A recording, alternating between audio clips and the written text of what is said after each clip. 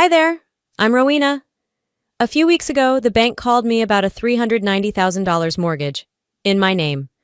But I never signed for it. I never even knew about it. Turns out, my sister did, without telling me. And my parents? They didn't just know, they helped her. They used my name, my credit, my entire identity like it was a family resource. And now, I'm the one picking up the pieces. But what hurts most isn't the money. It's wondering, how long had they been planning this? It was a Friday afternoon that had no intention of being memorable. I was wrapping up case files at the firm, thinking only about a glass of Cabernet and an early dinner. My next trial wasn't until Tuesday, and for once, there were no fire alarms ringing in my inbox. Just quiet, controlled, exactly how I liked it. The call came at 4:16 p.m. I almost didn't answer. Unknown number, South Carolina area code, spam, probably. But something in me picked up anyway. Maybe it was habit. Maybe it was the way the sun caught the edge of my desk that second. Either way, I tapped accept. "Hello, this is Bryce from Horizon First Bank," said the voice, smooth but oddly hesitant. "May I speak with Rowena Hale?" "This is she," I replied, stretching my neck. "Is there a problem?" There was a pause, the kind that makes your stomach tense up before your brain catches up. "I'm calling to verify details on a mortgage loan application. $390,000. For a property on Porterfield Avenue. You're listed as cosigner." I blinked. "Excuse me?" "Your name is on the cosign line. The primary applicant is Delphine Hale, your sister." I stood up from my chair without realizing it, heart crawling into my throat. "There's been a mistake," I said. "I haven't signed anything for Delphine, or anyone for that matter. I don't even know where Porterfield Avenue is." Bryce cleared his throat. "I understand. But the application was approved 2 days after submission. We always confirm with the cosigner in follow-up checks, especially when the amount exceeds $350,000. "Approved. 2 days. My blood ran cold. "I need you to email me every document tied to this loan, now." "Yes, ma'am. I'll send it right over." I ended the call without another word. My hand trembled slightly as I placed the phone on the desk. It was as if I had stepped outside my own life and into a stranger's chaos. Minutes later, the PDF landed in my inbox. I opened it, expecting, praying, it was some sort of clerical error. But there it was. My name, my social security number, my signature. Even the swoop on the R in Rowena was spot on. Something I picked up from Dad when I was 16, trying to make my signature look grown up. I felt like I'd been slapped. Not by a stranger. No, this was surgical.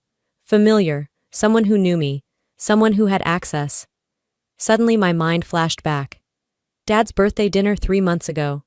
The way Mom handed me a small stack of forms and said, "Just sign these, it's for the insurance renewal, nothing serious." I'd barely glanced at them. I was distracted, laughing at one of Dad's stories about the neighbor's dog chasing a FedEx driver, and now, $390,000. On my name. I scrolled to the second page of the loan file. Primary applicant, Delphine Hale. I couldn't breathe. My stomach twisted like I'd swallowed glass. The noise of the office, phones ringing, printers humming, faded into white static. My little sister, Delphine. It wasn't just a betrayal. It was so calculated, so bold, it didn't feel real. This wasn't the girl who used to sneak into my room and borrow my lipstick. This wasn't the same woman who cried on my shoulder after her divorce. Or maybe it was. I remembered something else. Last spring. She forgot her ID at a gym and asked if she could use mine just for the waiver. I'd laughed it off then, but maybe that was the first step. I grabbed my phone again, hands ice cold now, and tapped on Silas Monroe's contact. He picked up on the first ring. "Ro?" he asked.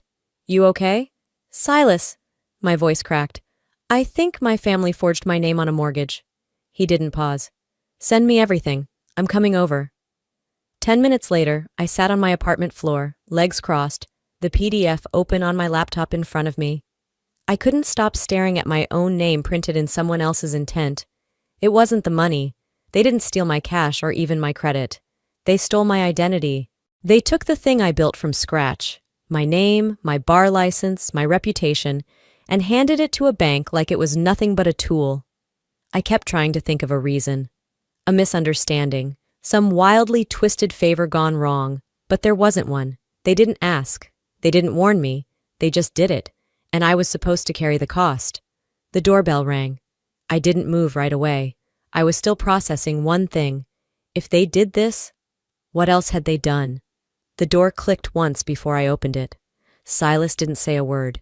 He just stepped inside like he'd done it 100 times before. In many ways, he had. Old friend, solid as granite, and exactly the person you wanted standing beside you when your life unraveled. I handed him the printouts I'd been gripping since I hit print on my home office desk 20 minutes earlier. The paper was still warm in my hands. He took the stack and moved to my kitchen counter, eyes scanning the pages without even pulling out his glasses. For a few long seconds, the only sound was the faint hum of my fridge. "Whoever did this," he said finally, "knows your handwriting too well." I didn't answer. My throat tightened as I watched him lay 2 signatures side by side, one from my official state ID and the other from the mortgage PDF. "They didn't just copy your signature," he said, pointing at the tail on the R. "They traced your rhythm. This isn't amateur work." My mouth was dry. "That loop. I picked it up from Mom. She always signs her letters with that little curl. I used to mimic it in high school. Thought it made me look elegant." He raised an eyebrow. "So, either Mom did this or someone who's watched you sign things for years." The silence stretched. "It gets worse," I said. I pulled out another sheet, an old email confirmation from Christmas Eve, just 3 months ago. Mom had slipped a folder across the table after dinner and said, "Just health insurance stuff. Sign here before dessert gets cold." The page had 2 signatures on it, mine and hers. I remembered the moment now, vivid as ever. She never even looked me in the eye. Silas leaned over it. "You think that's when she got the base copy?" I nodded slowly. "And the driver's license?" he asked. I flinched. Delphine borrowed it once, said her wallet got stolen and she needed an ID just to check into a temp job. I thought it was harmless. His eyes darkened. "Ro, they were building a profile, bit by bit. No one gets a $390,000 loan overnight unless they're working with inside info and zero conscience." I sat down on the armrest of my couch, trying to stay upright while my world tilted again. "This wasn't one impulsive choice," I whispered. "They plotted this. They knew you wouldn't question your family. That's why they picked you." I rubbed my temple, feeling the heat behind my eyes. "Because I make a living on credibility. Because my name opens doors." He didn't respond immediately. He just tapped the PDF again. "And now? They've kicked one open with it." I stood, pacing. "There were signs," I admitted. "Delphine suddenly had a new car. Mom started talking about renovations. I didn't think twice. Assumed Dad cashed out another bond." Silas crossed his arms. "We need to act now. First step, freeze your credit. Then we pull every report tied to your social security number, every open account, every data breach." "I'm not calling the fraud division yet," I said quickly. "Not until I know how deep this goes." He studied me. "You think they've done more?" I nodded. "I don't think this stops at one loan. I think it's layered. Accounts, credit, maybe even investments." He paused. "So what's your move?" "I want to talk to Delphine. Alone. I need to hear it from her." "You think she'll admit it?" "No," I said. "But I'll know if she lies." Silas didn't push back. He knew me well enough to know when I needed a beat to sort things myself. I walked to the window, watching the glow of streetlights settle across the street like a soft warning. It had gotten darker without me realizing it. The afternoon had bled into evening, and my apartment now felt like a glass cage. "She always said she hated confrontation," I murmured. But this was surgical. I picked up my phone, opened a new message, and typed 3 words. "We need to talk." I hit send before I could second-guess it. Then I leaned my head against the cool glass and whispered, "How long were you planning this, Del?" I didn't sleep. Not really. I dozed for 20 minutes sometime around 3, but even then my body wouldn't let go. My mind kept replaying the way Delphine used to tilt her head when she was lying, the shift in Mom's voice when she wanted something covered up, the way my dad would just go silent whenever the air got too thick to breathe. By morning, the unease in my chest hadn't eased. It had taken root. Light crept through the blinds, casting thin lines across the dining table, where I'd laid out everything Silas left me. A sea of printed emails, copies of loan forms, and annotated notes. My coffee sat untouched. I'd made it out of habit, black, no sugar. But my stomach was in no condition to cooperate. I powered up my laptop to cross-reference the approval email from Horizon Bank. It took longer than usual to boot. The login screen lagged, froze, then flashed once before settling. Weird. I clicked into the email client. Another hiccup, a slight delay. Not something that screamed red flag, but enough to make my lawyer's instincts twitch. I restarted it, hoping it was just a browser bug, but it kept happening. I stared at the screen, every cell in my body humming with quiet alarm.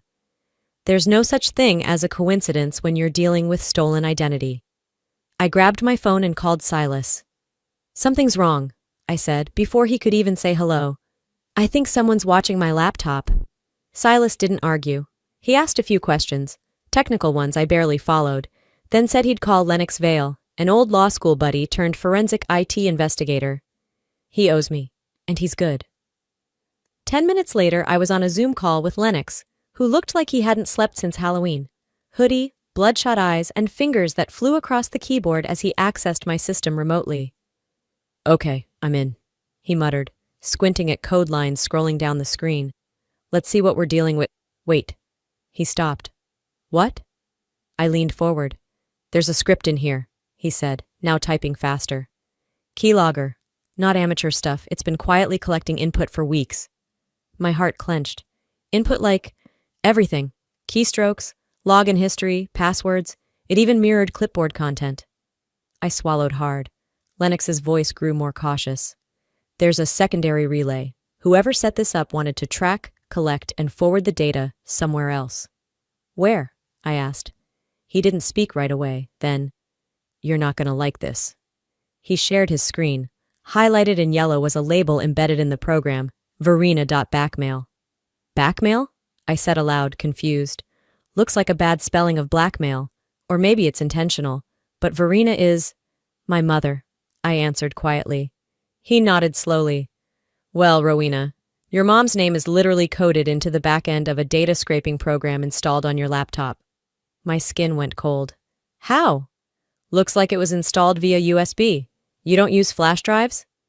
"No, but last month, Mom asked to check a turkey recipe on my laptop. Said her phone was acting up." Lennox gave a low whistle. "That'd do it." A new memory surfaced, clearer now. My birthday, back in January. Delphine showed up at my office late, said she wanted to surprise me with coffee and flowers.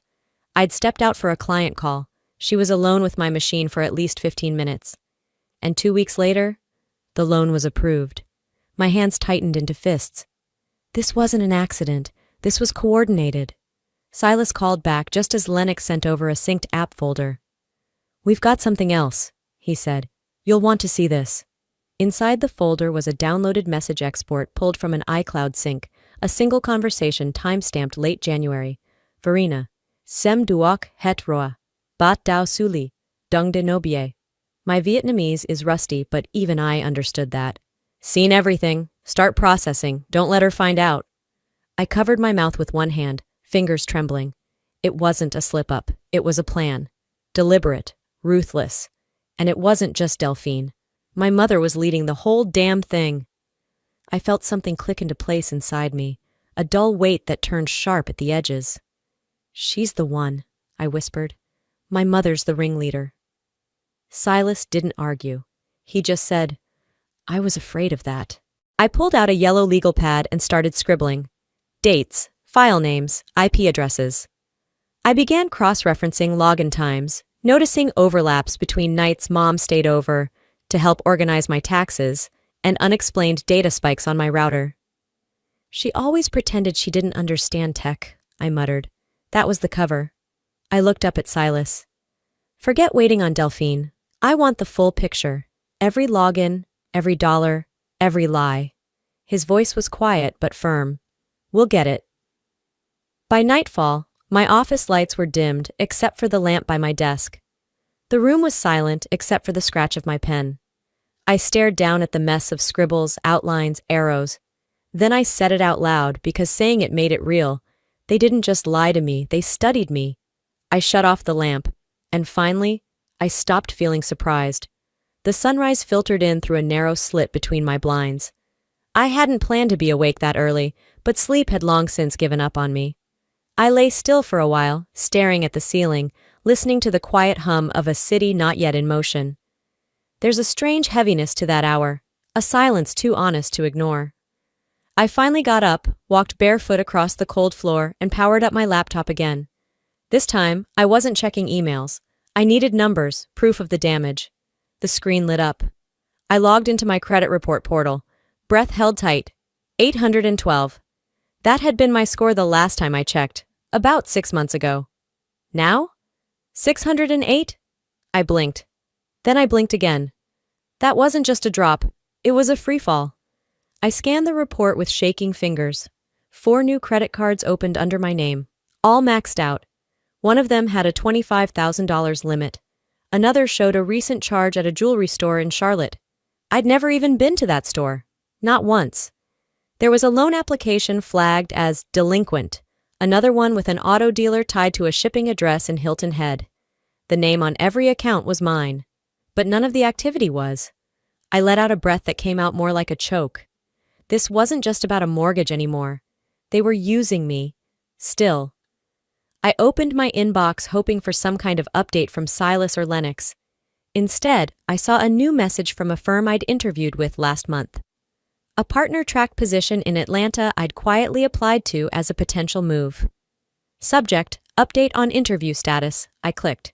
The body of the message was 3 lines long. Dear Miss Hale, we regret to inform you that due to concerns raised in your recent background screening, we are no longer moving forward with your application. We wish you continued success in your career. That was it. No elaboration, no chance to explain, just gone. I stared at the screen, hands turning cold. Unfavorable credit activity. That's what they meant. They hadn't just stolen my future. They were actively closing doors I didn't even know were open. And then the next blow came. Another email. This one wasn't from a law firm. It was from the IRS. Subject, verification needed. 2024 filing activity under SSN, ending in 42X. The message read, we have flagged unusual financial activity tied to Schedule C filings for business income not previously reported. Please confirm the legitimacy of these entries. Failure to respond within 14 days may result in audit escalation. I felt like the room shifted. Schedule C? That's for business owners, sole proprietors. I'd never filed as one in my life. I scrolled down and saw the EIN number listed in the form. It wasn't familiar, but the mailing address was. Hilton Head, our old family summer house. I called Silas, fingers trembling. He picked up on the second ring. I just got flagged by the IRS, I told him, trying to keep my voice level. There are business filings I never made, linked to Hilton Head. There was silence on the line. Then, we'll go over every line. I'll loop Lennox back in. 15 minutes later, Lennox was on the call. He pulled up the digital trail and confirmed 3 separate Schedule C forms filed from my SSN, 2 of them tied to shell companies. One had a contact email, nearly identical to mine, but ending in .consult instead of .com. This is deeper than just theft, Lennox said grimly. They've set up a parallel version of you, a ghost Rowena. I couldn't speak. I just stared at the monitor as the shape of my life distorted before me. Row, Silas said gently. If this hits your current job, there's a chance they'll open an internal review. They'll see liabilities, credit flags, legal inconsistencies. I could lose my bar license, I whispered. You're not just the victim here, he said. You're the asset. They're draining everything you've spent your life building. I sat back, the weight of it pinning me in place. I thought of every sleepless night in law school, every win I fought for in court, every moment I held back just to protect this name, this version of me. I opened my leather journal, the one I kept for thoughts too raw for email. I wrote, they're not just betraying me, they're trying to replace me. And then came the final gut punch. A new email popped in. Subject line, policy risk notification, professional liability insurance. The body read, due to recent shifts in credit reliability, Your standing with our underwriting department has been flagged. Please submit updated financial documents within 10 business days to avoid suspension. I closed the laptop slowly. This wasn't just about money, or lies, or loans.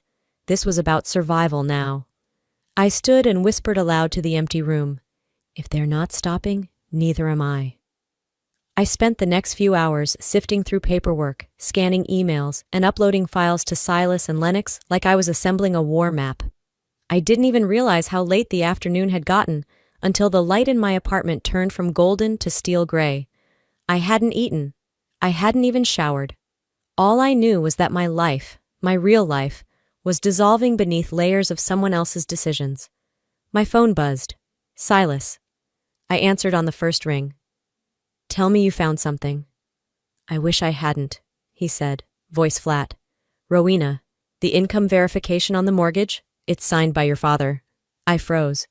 No, that's not possible. My dad, he doesn't even handle our taxes. He did this time, Silas said, and I triple-checked. Same handwriting from other official forms he's filed. Same signature. He sent the scan over. I clicked. There it was. Jasper Hale scrawled beneath the words, Employment verified by immediate family member. I couldn't speak. I just sat there staring at the page, my stomach folding in on itself. I had seen that signature 100 times. On school permission slips, on birthday cards, on the dotted line of my college loan cosign. He hadn't been tricked. He'd participated. It wasn't just my mother. It wasn't just Delphine. It was all of them. I stared out the window, jaw clenched so tight it hurt. I didn't care if they thought it was for Delphine's sake, or for the family, or out of desperation. He knew. He signed off on my name, knowing it would break me if it ever surfaced. But that wasn't even the worst of it. Minutes later, Lennox called. You're gonna want to sit down, he said. I'm already sitting, I replied, trying to sound steadier than I felt. I pulled a voice archive off Horizon's call logs from 2 months ago. Someone verified the loan over the phone. So? It was your dad. He sent the audio file. I hit play. Rowena Hale has excellent credit standing. She's my daughter. Yes, you can proceed. She's aware of the loan details. I stopped the recording. That one line, she's aware. It rang louder than any accusation. My father hadn't just signed paperwork. He had given them his voice, his approval, his lie. I was done staring at screens. I grabbed my car keys, threw on the nearest jacket, and drove.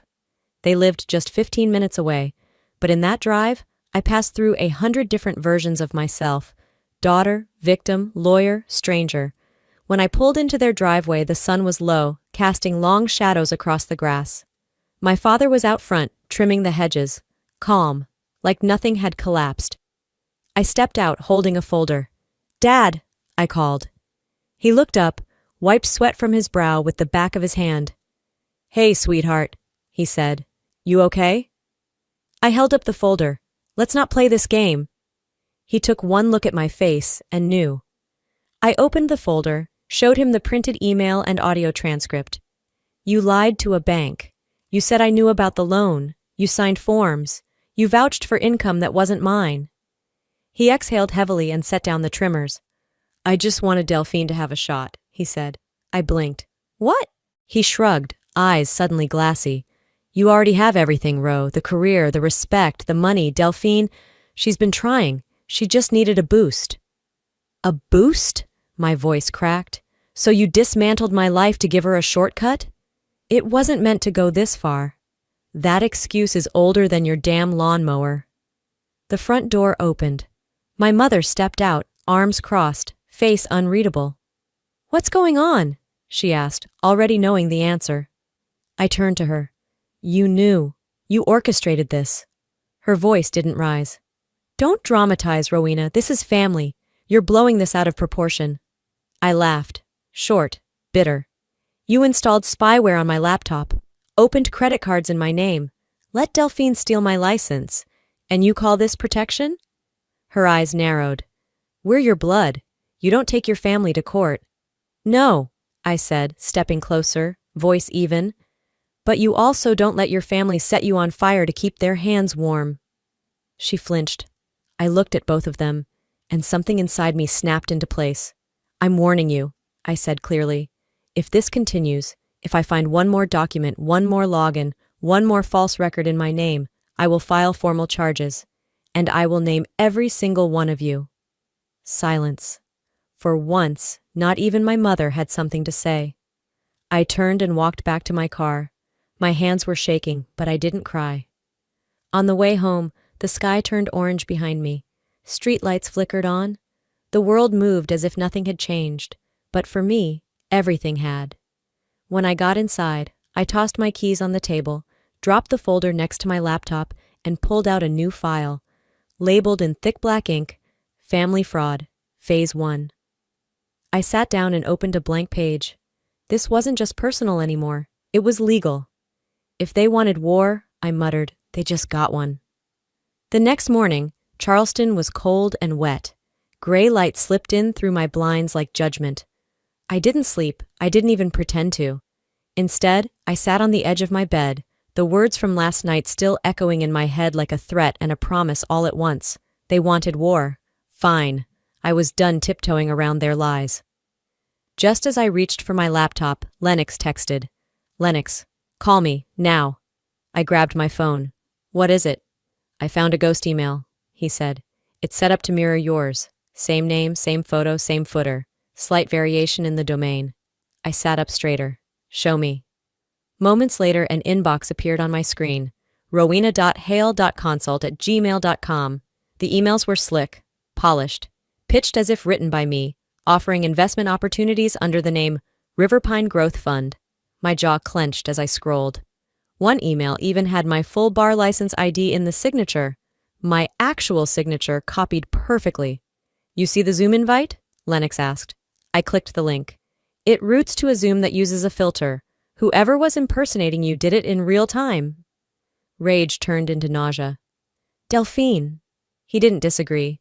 She hadn't just used my name. She'd turned it into bait. I closed the tab, bile rising in my throat. Then came the real punch in the chest, an email forwarded to me by Silas. The subject line read, "You promised it was safe." The message was from a woman named Agnes Merritt, 69, retired school teacher from Beaufort. Rowena, she wrote, you said I could trust you. I believed in you. I put my savings into that fund. I froze. I had never seen this woman in my life, but she believed we had met. She attached a screenshot from a Zoom call. My face, my voice, my mannerisms, calm, convincing. This was from last month, she wrote. You even told me your mother was helping manage the fund. I thought that was so nice. I sat very still, staring at my screen. A hollow feeling spread through my chest like smoke. Lennox, I whispered, I need you to verify something. He was already on it. I'm pulling metadata from her recording, he said. We'll know who it really was. Within 10 minutes, he had it. It's Delphine, wearing a wig. Voice filters solid, but look at this. Frame by frame. You can see the distortion glitches at the jawline. I leaned closer. There it was. She'd dressed up like me, worn my smile like a costume, and then conned a 70-year-old woman out of her retirement. I stood, pacing, arms crossed so tightly across my chest I could hardly breathe. This wasn't just identity theft. It was identity invasion. I grabbed my phone and called Silas. We're going federal, I said. He didn't flinch. Good, because this crossed from fraud into elder abuse and securities crime. We're talking FBI? Yes, he said. And potentially SEC. You ready for that? I didn't hesitate. More than ever. We made a list. Cease and desist letters to Google. Formal complaint filings, IRS alert. A dedicated fraud packet for every investor we could identify. And a flag notification to the Charleston Bar Association. On my terms, before anyone else weaponized it. Silas met me at my place that afternoon. Write the affidavit, he said. Name everyone. I sat at my kitchen counter, typed their names with hands that didn't shake anymore. Verena Hale, Jasper Hale, Delphine Hale. Criminal conspiracy, financial fraud, identity misuse, elder exploitation, unlawful impersonation. Each word felt like a blade being forged. I signed it, emailed Silas a copy, then printed another for my own records. I placed it in a binder, right behind two new tabs. Family, evidence, Damage. I stood up, staring down at what used to be my bloodline, and what now amounted to my case file. They didn't just borrow my name, I said aloud. They built an empire on it. I closed the binder. This is what they wanted, and this is what they'll get. By the time the clock struck 1 p.m., my email pinged. It was from Agnes again, this time with an audio file attached and a one-line message. This is what convinced me. I clicked the file. The voice that came through my speakers stopped me cold. My daughter Rowena is overseeing this fund personally. I promise you, Mrs. Merritt, it's secure. You're in good hands. It was my mother. Her cadence, her confidence, her betrayal. She hadn't just signed things behind my back. She had stood in front of them, sold them on my name with all the grace and polish of someone who genuinely believed she was doing the right thing. Or worse, didn't care that it was wrong. I sat back in my chair, a quiet storm building inside me. 10 minutes later, I was on the road. I didn't text, didn't call, I just drove. The drive to my parents' house used to feel nostalgic. Now it felt clinical, calculated, like walking into court. Verena opened the door wearing her pearls, an apron, and the face she reserved for brunches and Christmas cards.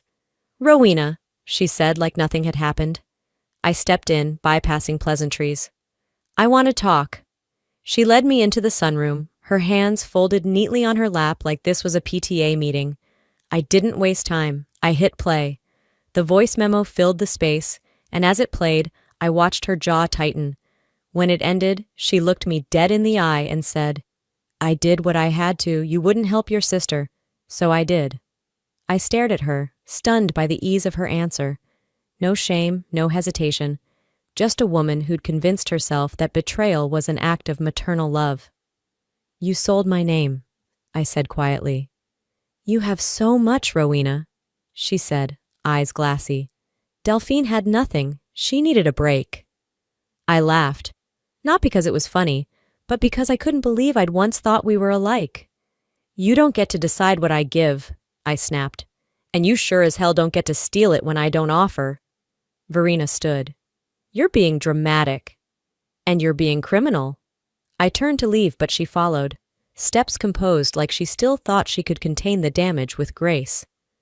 At the front door, Delphine appeared. She had tears in her eyes and a binder in her hands, the one I had dropped off 2 days earlier. "Please don't do this," she whispered. "This doesn't have to go public. It's family. It's complicated." I looked at her for a long time. I thought about her childhood, her late-night phone calls, the way she used to crawl into my bed when thunder scared her. But then I thought about Agnes, and the money, and the lies. I stepped past her and said with finality, "Then maybe it's time family stops being a shield for crime." She didn't follow. I walked back to the car with no one behind me. Inside, I sat for a full minute before turning the key. The house behind me, my childhood home, was still. Frozen in a version of the past I couldn't crawl back into. Before I pulled away, I glanced once more at the upstairs window that used to be mine. The curtains hadn't changed since high school. It should have made me sad. It didn't. By evening, Silas and I sat in his office, the FBI case packet spread across the table. Names, evidence, timeline. He handed me the last document to sign. "Once this is in their system," he said, "there's no walking it back." I nodded. "That's the point." I signed. As we stood to leave, Silas put a hand on my shoulder. "You're not just doing this for you." "I know," I said. "I'm doing it for every person they thought wouldn't fight back." When I stepped out into the Charleston night, the air felt different. Not lighter, not easier, just clearer. The following morning, I didn't need an alarm.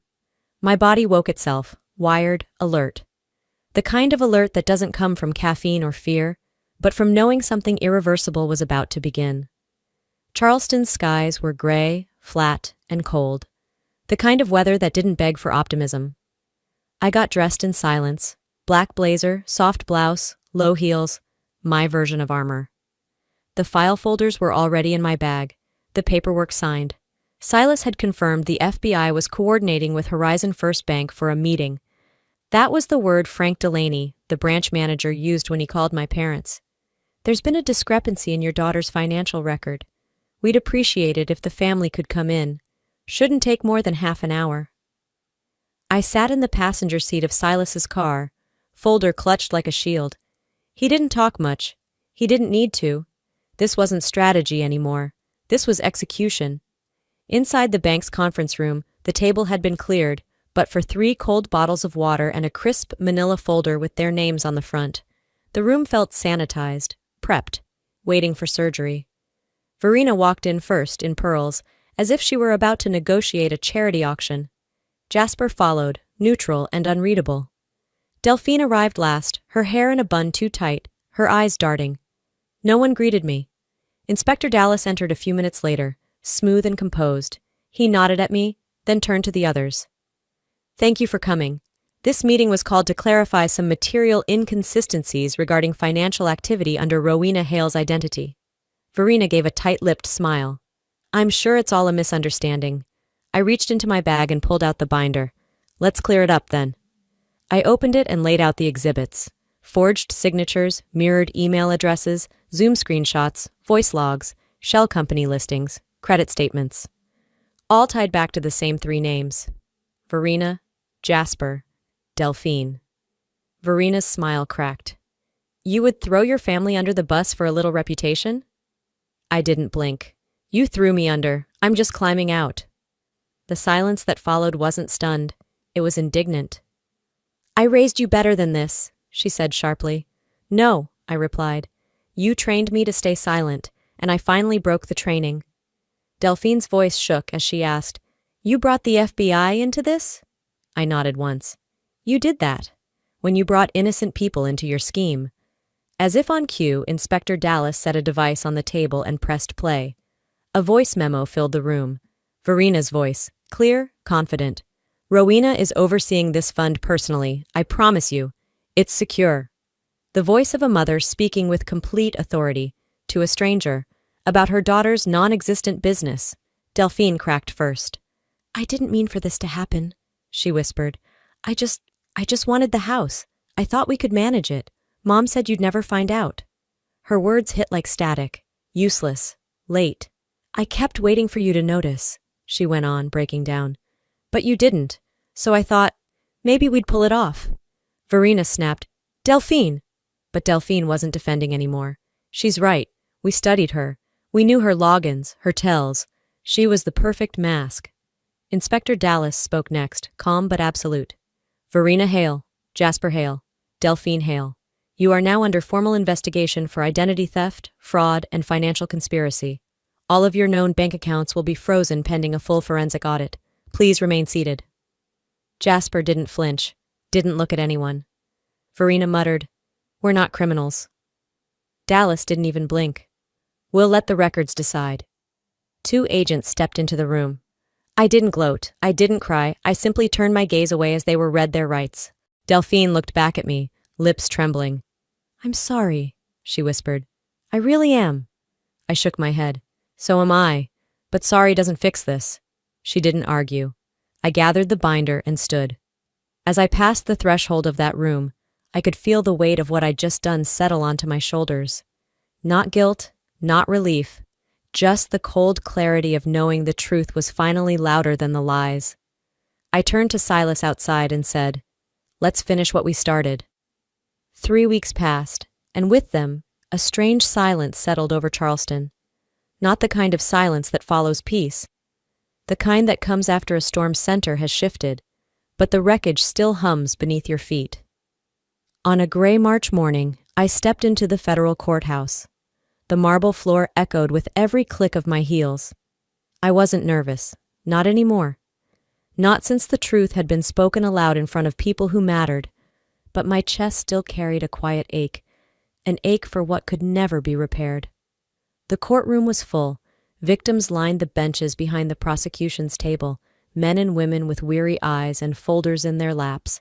Agnes Merritt sat near the aisle, her hand resting on a younger woman's shoulder.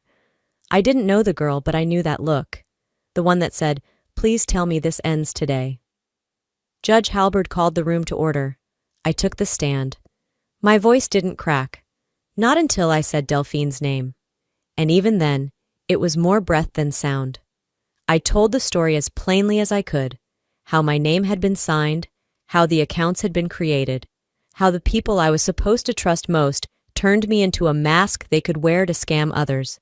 I didn't make it emotional. I made it irrefutable. When I stepped down, I didn't look toward the defense table. I didn't need to see if they watched me. The sentencing came that afternoon. Jasper Hale, my father, received 18 years. No possibility of parole for 10. Verena, my mother, was given 15. She blinked once but didn't show anything else. Delphine was sentenced to 12 years, ordered to pay restitution, and permanently barred from working in any professional advisory or fiduciary role again. Someone gasped behind me when they read Delphine's punishment. I didn't turn around. Judge Halberd's voice was calm but heavy. Family trust is not a license for crime. Betrayal doesn't become less corrosive just because it's signed in blood. And just like that, it was done. I stepped outside into a sunlit corridor and let the air settle into my lungs. It didn't feel like justice. Not entirely. It felt like an ending that cost too much to celebrate. A few days later, I returned to the house I grew up in, alone for the last time. I didn't go to take revenge. I went to collect what was mine: 2 old photo albums, a worn copy of To Kill a Mockingbird, and a locket my grandmother gave me when I turned 13. The house was empty. The walls didn't whisper. The furniture didn't creak like it remembered me. I moved room to room like a stranger. When I got to my old bedroom, I paused at the window, the one I used to lean out of during thunderstorms. I saw a framed photo on the shelf. Me at 9, missing a front tooth, sand in my hair. My father's arm around me. The love was real once, but they buried it in fear and greed. I left the photo on the shelf. 3 weeks after sentencing, Reclaim and Rise officially launched, an outreach initiative for survivors of familial fraud and betrayal. The logo was simple, a broken circle stitched together at one edge. Agnes joined as a speaker. That same night, after our first group session, a young woman, barely 22, hugged me outside the meeting room. She didn't say much, just this: "You made me believe I can speak out. Thank you." I squeezed her hand. No grand speeches, just a nod, because I knew what that silence cost. The following Sunday, I found myself sitting across from Silas in my office, sharing black coffee and late-day sun. He leaned back. "Do you think you'll ever forgive them?" I looked at my hands, at the faint scars left from where my nails dug too hard during that first week of unraveling. "Forgiveness is for peace," I said, "but they don't get to come back into my life." He didn't push, and I didn't cry. The first Reclaim and Rise conference took place at a small community center downtown. Folding chairs, potluck snacks, and an open mic. I watched as survivors took the stage, shaky at first, then stronger with each word. When it was my turn, I walked to the podium with no notes. I looked out at the crowd, dozens of faces, all with different stories, all carrying pieces of the same pain. "I used to think blood made a family," I said. "Now I know. It's truth that does." The room didn't erupt. It breathed. I smiled, not because I was healed, but because I was still here, still standing. As I close this chapter of my life, I want to leave you with this. If there's one thing I've learned through all of this, it's that family should never be a weapon used against you. Trust is not unconditional. It is earned, protected, and when broken, it demands accountability, even if it comes from the people who once held your hand through childhood storms. Speaking up was the hardest thing I've ever done, but silence would have cost me more. Silence would have buried me under the weight of someone else's lies. To anyone out there watching, if someone you love crosses the line from love to manipulation, from support to sabotage, you have the right to say, "No more." Your boundaries are not betrayal. Your strength is not cruelty. Protecting your peace is not a punishment to them. It's a promise to yourself. So I ask you now, have you ever had to choose truth over family? What does forgiveness mean to you when the people who hurt you share your last name? I'd love to hear your thoughts in the comments. If this story moved you or resonated in any way, drop a 1 in the comments, or tell me where you're watching from. If it didn't speak to you, tell me why. I want to understand your perspective. And if you're still here with me at the end of this video, I hope you'll subscribe for more real, raw, and powerful stories, just like this one. This isn't just about entertainment. It's about healing, connection, and giving voice to stories that too often go unheard, because your story might be the one that helps someone else survive theirs.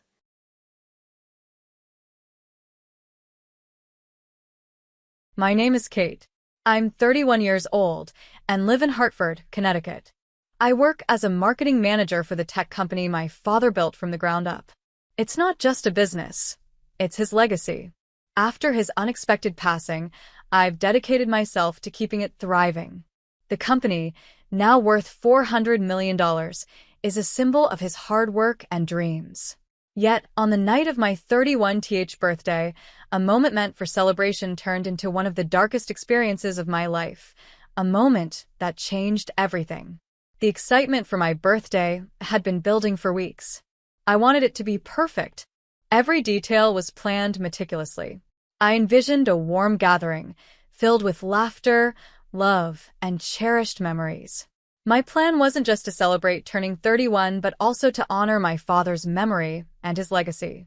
I wanted this day to be special, something that would make him proud. But in the days leading up to the celebration, things fell off. My husband, Nick, had been distant for months. We'd been married for 6 years, and in the beginning, it felt like a dream. He was charming, attentive, and seemed to love me deeply. But recently, he'd grown cold. He buried himself in work, spent little time with me, and avoided serious conversations. Whenever I tried to ask if something was wrong, he brushed me off, saying he was just stressed. Deep down, I felt there was more to it, but I pushed those feelings aside, hoping it was just a rough patch. The day of my birthday arrived. Despite Nick's moodiness, I was determined to enjoy the evening. Friends and family gathered. The house was filled with laughter and warmth, and for a while, it felt like everything might be okay. I stood by the table, knife in hand, ready to cut the beautiful cake I had chosen. It was a moment I had envisioned, a snapshot of joy. Then it happened. As I leaned forward, Nick's voice cut through the room. "Stop this nonsense," he shouted. His tone was sharp and cold, silencing everyone around us. Before I could process what was happening, he slapped me hard across the face. The sound echoed, and the pain was immediate, but it was the shock that froze me in place. The joy of the moment shattered in an instant. Before I could react, he grabbed my arms in a fit of rage and shoved me to the ground. I felt the cold, hard floor beneath me, and my heart sank. Everything I believed about love and our marriage crumbled in that moment. Lying there, humiliated and broken, I could feel the weight of everyone's eyes on me, their stunned silence pressing down like a heavy fog. For years, I had ignored the warning signs, the little moments of anger, the dismissive remarks, the emotional distance that had grown between us. I had told myself that things would get better, that this was just a phase, that the man I fell in love with would come back to me. But now, the reality was impossible to deny. This wasn't love. This wasn't a marriage. It was abuse. As I lay on the floor, something inside me shifted. The humiliation burned, but it ignited something deeper: determination. I wasn't just a victim of his anger. I was a woman who deserved better. A woman who needed to reclaim her life. At that moment, I made a silent vow. This would be the last time he would ever hurt me. That night, as the guests slowly left, unsure of what to say, I began to gather my thoughts. I reflected on my father's legacy, the strength and perseverance he had instilled in me. He had built an empire from nothing, teaching me that resilience could overcome any obstacle. I knew I couldn't let this be my story. I couldn't let Nick's abuse define me or my future. The next morning, I took my first step toward freedom. I packed a bag, left our home, and sought help. It wasn't easy. The journey ahead was filled with challenges, fear, and moments of doubt. But I reminded myself every day that I deserved love, respect, and a life free from fear. Today, I'm rebuilding. I've surrounded myself with people who lift me up, who remind me of my worth. The scars Nick left may never fully fade, but they've become a part of my story, a story of strength, courage, and survival. If you're reading this and find yourself in a similar situation, know that you are not alone. There is hope and there is help. You are stronger than you realize, and your life can be beautiful again. Just take that first step. You deserve it. I was a bundle of nerves, making sure everything was perfect. Friends and family started arriving, and the house was soon buzzing with excitement. My best friend, Miriam, was the first to walk through the door. "Wow, Kate, everything looks stunning," she exclaimed, her eyes lighting up as she admired the decorations. "Thanks, Jess. I just hope Nick likes it," I replied, glancing around anxiously for him. Despite my excitement, I couldn't shake the feeling that he was unhappy. Don't worry about him. "Let's just have fun tonight," Miriam encouraged, pulling me into the living room where guests were mingling and chatting. As the party progressed, I noticed Nick spending most of his time with his mother, Alicia. Alicia had always been critical of me, and tonight was no exception. "Kate, dear," she said, approaching me with her usual scrutinizing gaze, "the decorations are lovely, but don't you think the colors clash a bit? A more sophisticated touch would have been better." I forced a smile, feeling the familiar sting of her words. "Thanks for the feedback, Alicia." I thought they added a cheerful vibe. Alicia gave a tight-lipped smile and walked away, leaving me feeling deflated. I caught Nick laughing with his sister Amber, but he barely acknowledged me. The warmth and affection we once shared seemed like a distant memory. Finally, it was time to cut the cake. I felt a surge of excitement. This was my moment, a time to celebrate with everyone I loved. I stood at the head of the table, knife in hand, surrounded by friends and family ready to cheer me on. But just as I was about to make the first cut, Nick stood up abruptly. "Kate, stop this nonsense," he shouted, his voice harsh. I froze, the knife hovering above the cake as my heart raced. The room fell silent, and all eyes turned to us. "What are you talking about?" I stammered, confused. "You need to transfer the house and the company to my name," he demanded, his expression a mixture of anger and entitlement. "You don't need them. You've never understood their true value." My mind raced as I tried to process his words. What? "You can't be serious. This company is worth $400 million. It was my father's legacy." "Exactly," he shouted back. "And it's time you realized you have no idea how to run it. I'm doing this for us, so we can finally be free from the past." My heart sank as the reality of his demands settled in. He wasn't just trying to control my life. He was attempting to take everything my father had worked for.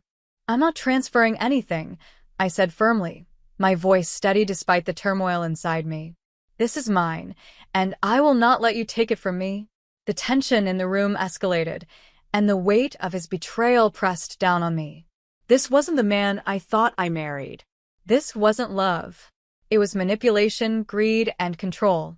For the first time, I saw him for who he truly was, and I knew I had to protect not only my father's legacy, but also my own future. In that moment, I resolved to take back my power and walk away from a man who didn't value me or the life we were supposed to build together. It wouldn't be easy, but I knew I was stronger than he gave me credit for. The moment Nick's hand struck my face, the sound echoed through the stunned silence of the room. I stumbled back, my hand flying to my cheek as the sting of his slap burned through my skin. Humiliation and betrayal washed over me like a tidal wave.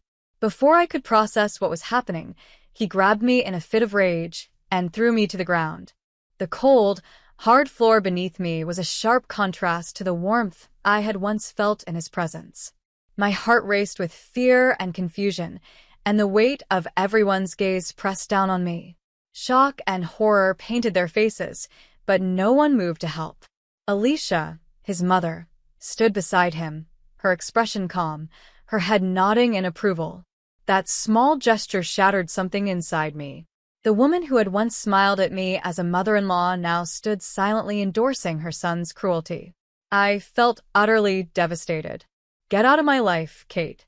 I don't love you anymore. I'm going to marry someone who understands business," Nick spat, his words cutting deeper than the slap ever could. Tears streamed down my face as his declaration echoed in my ears. His rejection wasn't just personal, it was an attack on everything I had believed in. Without another word, I fled upstairs, the walls of the house closing in on me. I collapsed onto my bed, sobbing uncontrollably, the weight of his betrayal crushing my chest until I could barely breathe. Moments later, there was a soft knock on the door. "Kate, it's me, Miriam," came the gentle voice of my best friend. She opened the door cautiously, rushing to my side as soon as she saw me. "Oh my God, are you okay?" "I can't believe he did that." "I don't know what happened, Jess," I sobbed, my voice broken. "I thought we were happy. I thought he loved me." Miriam pulled me into a tight hug, then pulled back to look me in the eyes. "Listen to me, Kate. This isn't okay," she said firmly. "You need to leave him. He's been controlling you for a long time. This isn't just a one-time thing." Her words sank in slowly. My mind raced through memories of all the little moments I had ignored, the times his jokes had cut too deep, the times he dismissed my feelings, and how I always felt like I was walking on eggshells around him. I had been blind to the truth. "I can't just leave," I whispered, shaking my head. "He's my husband. I love him." Miriam's voice softened, but her resolve remained strong. "But does he love you, Kate? You deserve so much better than this." Her words hit me like a jolt. Sitting in the darkness of my bedroom, I felt a flicker of something I hadn't felt in years. Anger. Not just at Nick, but at myself for allowing things to get this far. I had been a victim for too long, and it was time to reclaim my life. As I stared at my reflection in the mirror, I saw a woman who was tired of being treated like a doormat. Determination began to rise within me. "I'm going to figure this out," I whispered, my voice steady despite the tears. I wiped my face and began gathering my thoughts. A plan started to take shape in my mind. I wouldn't let Nick or Alicia control my future any longer. It was time to fight back. It was time to take back my life. The days following that disastrous birthday party were a whirlwind of emotions. I was devastated, angry, and above all, determined. Nick's cruel words echoed in my mind. "I don't love you anymore. I'm going to marry someone who understands business." Those words, meant to tear me down, instead lit a fire within me. I realized I had been living in denial, blinded by love and hope, but it was time to face the harsh reality. "Are you okay, Kate?" Miriam asked when she came over a few days later. We sat together in my living room, the remnants of the party still scattered around. The sight of the half-deflated balloons and wilting flowers felt like a metaphor for my life, once vibrant, now fading. "I don't know, Jess." "I feel broken," I admitted. "But I also feel angry. I don't want him to win. I don't want him to take everything from me." Miriam's face lit up with pride. "That's the Kate I know. You're stronger than you think, and you're not alone in this. Whatever you need, I'm here for you." Her support gave me the strength to take the first steps. I began researching my options, consulting with lawyers, and documenting everything. Each step was terrifying, but it was also liberating. I was reclaiming my power, piece by piece. Little did I know, this was just the beginning of a journey that would lead me to self-discovery and empowerment. The road ahead was uncertain and filled with challenges, but I was ready to face them. For the first time in years, I felt like I had a purpose again, to rebuild my life, protect my father's legacy, and prove to myself that I deserved better. This was my story, and I was determined to write the next chapter on my terms. I had tried to clean up, but the decorations felt like painful reminders of what had happened. Each streamer and balloon seemed to mock me, whispering the truth of my shattered marriage. "I don't know, Jess," I admitted, feeling the weight of my situation pressing down on me. "I keep replaying everything in my mind. I thought we had a good marriage." Miriam placed a comforting hand on my shoulder. "Sometimes the signs are there, but we choose to ignore them," she said gently. "You need to figure out what you really want, Kate." I took a deep breath, my voice steady despite the turmoil inside me. "I want my life back. I want to expose him for who he truly is." "That's the spirit," Miriam said with a determined smile. "But first, we need to gather some evidence." You can't just confront him without a plan. Over the next few days, I started paying closer attention to everything Nick did. I noticed his strange behavior, late-night phone calls, his habit of keeping his phone face down on the table, and the way he avoided eye contact. These small signs had been there all along, but I had ignored them, clinging to the hope that things were fine. One night, I decided to stay up late and wait for him to come home from work. My heart raced as I heard the familiar sound of his key turning in the lock. "Hey, Kate, you're still awake," he said, stepping into the living room. His expression was unreadable. "Yeah, just couldn't sleep," I replied, forcing a smile. "How was your day?" "It was fine," he said, avoiding my gaze as he took off his shoes. I watched him closely, trying to gauge his mood, but the tension in the air was palpable. "Nick, can we talk about what happened at the party?" I asked, my heart pounding in my chest. "Do we have to?" "I thought we were past that," he replied dismissively, heading toward the kitchen. "Past what?" I pressed. "You slapped me in front of our friends. That's not something we can just forget." He turned to face me, irritation flashing in his eyes. "You know how my mother can be. You should have listened to her." "Listened to her?" I shot back, feeling a surge of defiance. "You were the one who humiliated me. I can't believe you would side with her after that." "Maybe you should take a look at yourself first," he snapped, storming off into the kitchen. I felt my heart sink. This conversation wasn't going anywhere, and I was running out of patience. As the days turned into weeks, I continued my investigation, determined to uncover the truth. With Miriam's help, I discovered that Nick had been spending far more time with his assistant, Roxanne, than I had realized. They would meet for coffee or dinner, and the more I learned, the clearer the picture became. One evening, while scrolling through social media, I came across a photo of Nick and Roxanne laughing together at a restaurant. The caption read, "Date night with my favorite person, #blessed." My blood ran cold. They were having an affair, and I had been blind to it. "Jess, look at this," I said, showing her the picture. Her eyes widened, and she took a deep breath, anger flashing in her expression. "This confirms what we suspected. He's definitely cheating on you," she said, her voice tight with fury. "You need to confront him." "I will," I replied, my voice firm. "But first, I need to be prepared." In that moment, I knew I couldn't approach this recklessly. I needed to gather my strength and ensure that when the time came, I would have everything I needed to stand up to Nick and take control of my life. The fight was just beginning, but I was ready. I knew I needed more evidence. I couldn't let Nick twist the story or manipulate the situation. With a renewed sense of determination, I decided to consult a lawyer. I needed to understand my options and prepare for the battle ahead.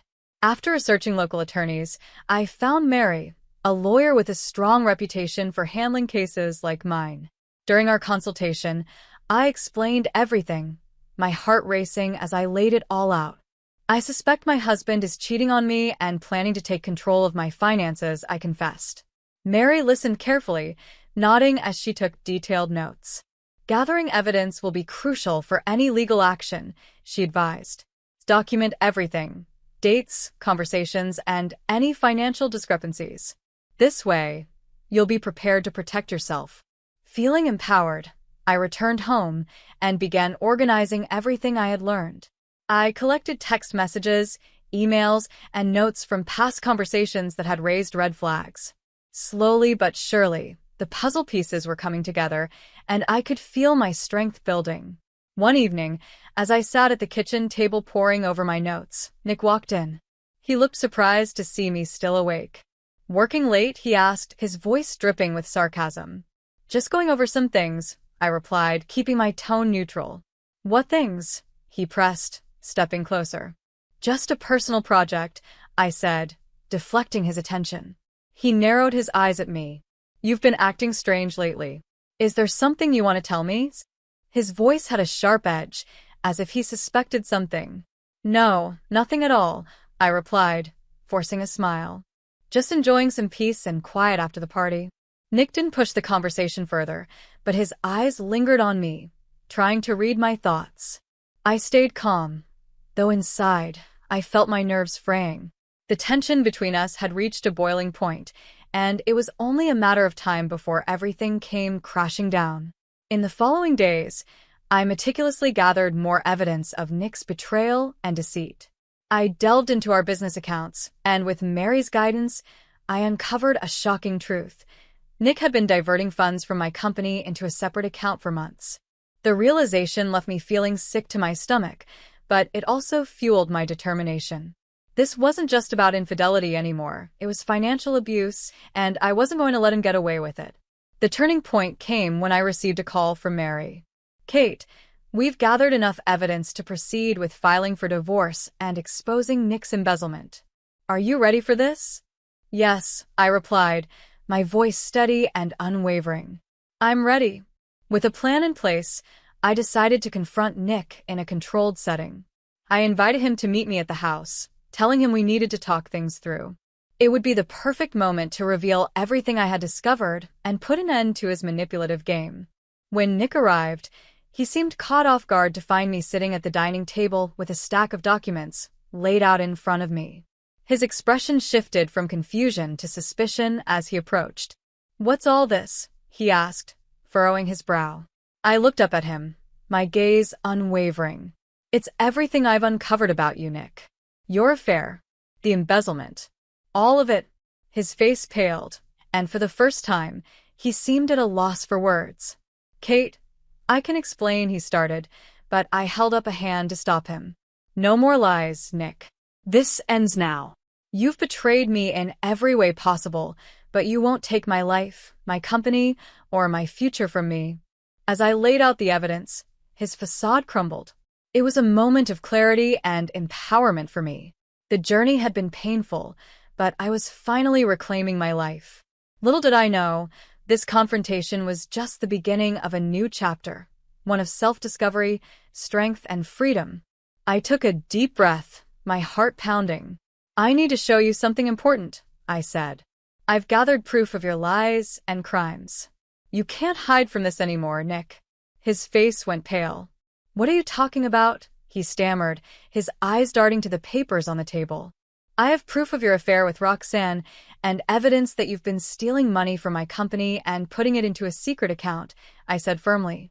I watched as the color drained from his face. "You thought I wouldn't find out, didn't you?" He opened his mouth to deny it, but I didn't let him speak. "You think you can manipulate me? You're wrong.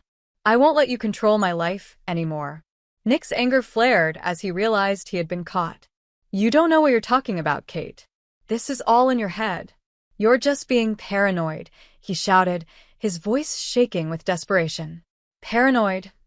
I repeated, shocked by his audacity. "I have proof, Nick. You've been stealing from me and betraying everything we once had." He lunged toward me, but I stood my ground. For the first time in years, I wasn't afraid. "You won't intimidate me anymore," I said, my voice steady and confident. At that moment, there was a knock at the door. Mary stepped in, followed by 4 police officers. One of them spoke firmly. "Nick Frost, you are under arrest for embezzlement and domestic abuse." Nick's face turned white as he realized what was happening. "You can't do this," he shouted, but it was too late. The officers moved quickly, handcuffing him while I stood watching. A wave of relief washed over me. For the first time, I wasn't a victim anymore. I had taken back control of my life. As they led him away, I stood in disbelief. I had done it. I had stood up for myself, exposed the truth, and found my strength. The darkness that had overshadowed my life for so long was finally lifting. In the weeks that followed, I focused on rebuilding my life. I poured all my energy into the company, determined to honor my father's legacy and make the business even more successful. With Mary's help, I ensured the company stayed under my control, while Nick faced the full legal consequences of his actions. One evening, as I worked late in my office, I paused to reflect on everything that had happened. I realized how far I had come. I had faced my fears and come out stronger. The road had been long and hard, but I had found my voice and reclaimed my power. Looking out the window at the setting sun, I felt a sense of peace. I was ready to write my own story, free from the shadows of the past. My journey of self-discovery had only just begun, and I was excited to see where it would lead me next.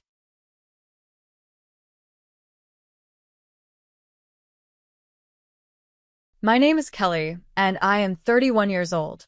For a long time, I've been struggling with a difficult family situation.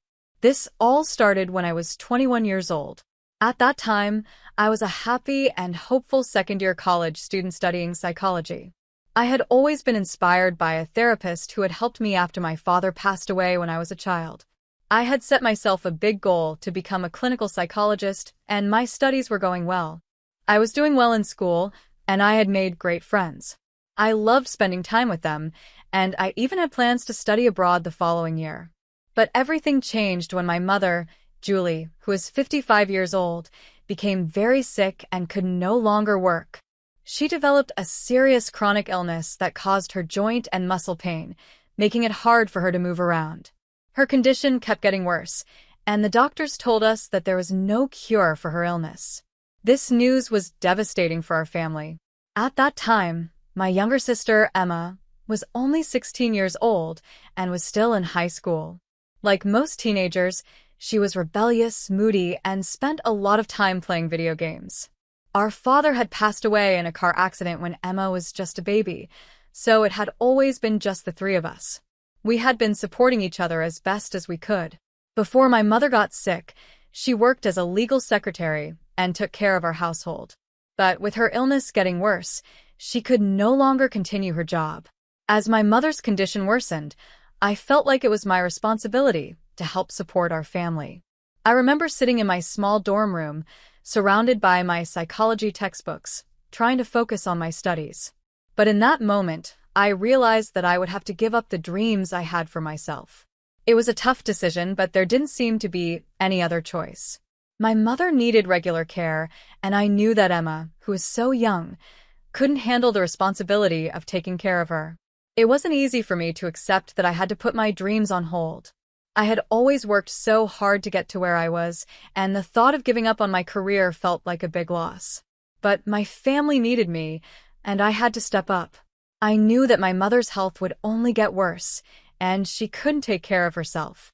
It was a huge burden for me to take on at such a young age, but I knew I had to do it. Although I gave up my dream of studying abroad and becoming a clinical psychologist, I didn't give up on my studies completely. I still continued to study, but my focus shifted. I found new ways to learn and grow, even while taking care of my family. My relationship with my sister became stronger because I had to be there for her, guiding her through difficult times. And while it wasn't the life I had imagined for myself, I learned that sometimes we have to make difficult choices for the people we love. Taking care of my mother and sister changed me. It made me more responsible, more compassionate, and stronger than I ever thought I could be. Even though it wasn't easy, I never regretted putting my family first. I realized that sometimes life doesn't go as planned, and we have to adapt.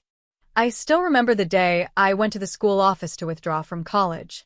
My advisor tried hard to convince me to stay. She suggested that I could attend part-time or take a leave of absence.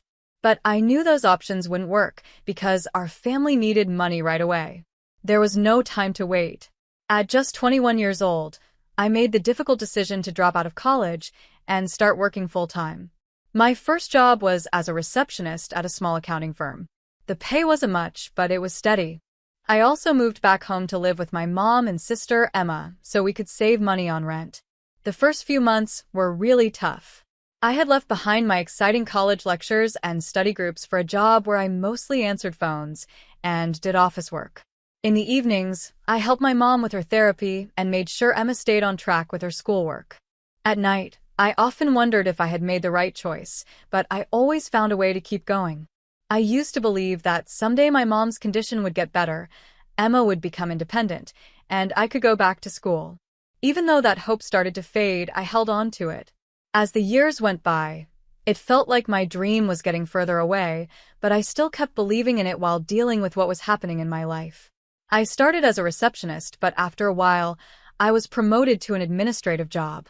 This gave me a slight pay raise, which helped cover our living costs and my mom's medical bills. I made sure Emma had everything she needed for school, like supplies, clothes, and money for school trips. I wanted to give her the opportunities that I had to give up. Because of my hard work, Emma was able to finish high school with scholarships and support, and she was able to go to college. I was so proud of her. It made me happy to see that at least one of us in the family would earn a degree. The day she got her acceptance letter, I cried tears of joy. To celebrate, I took her to an ice cream shop, just like my parents had done for me when I did well in school as a child. During all this time, I had put my own dreams on hold. I gave up on continuing my education and sacrificed my own personal time and plans to fully take care of my mom and help Emma. I was tired, but I kept telling myself that I was doing it for the family. It was hard not to feel jealous or unhappy sometimes, especially when I saw other people living the life I had once hoped for. But I kept pushing through because I knew it was for the good of my family. I often saw posts from my college friends on social media about their successful careers and exciting new lives. It made me feel like I had missed out on a lot. But there were still happy moments, like when my mom had a good day and we watched old movies together, or when Emma called from college to tell me about her good grades and new friends. Those moments made me feel like all the hard work and sacrifices I had made were worth it. Over time, though, I started feeling unappreciated. It seemed like no one really noticed the struggles I was going through.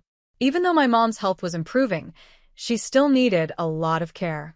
She would often complain about how hard her life was, but rarely mentioned how much I had done for her.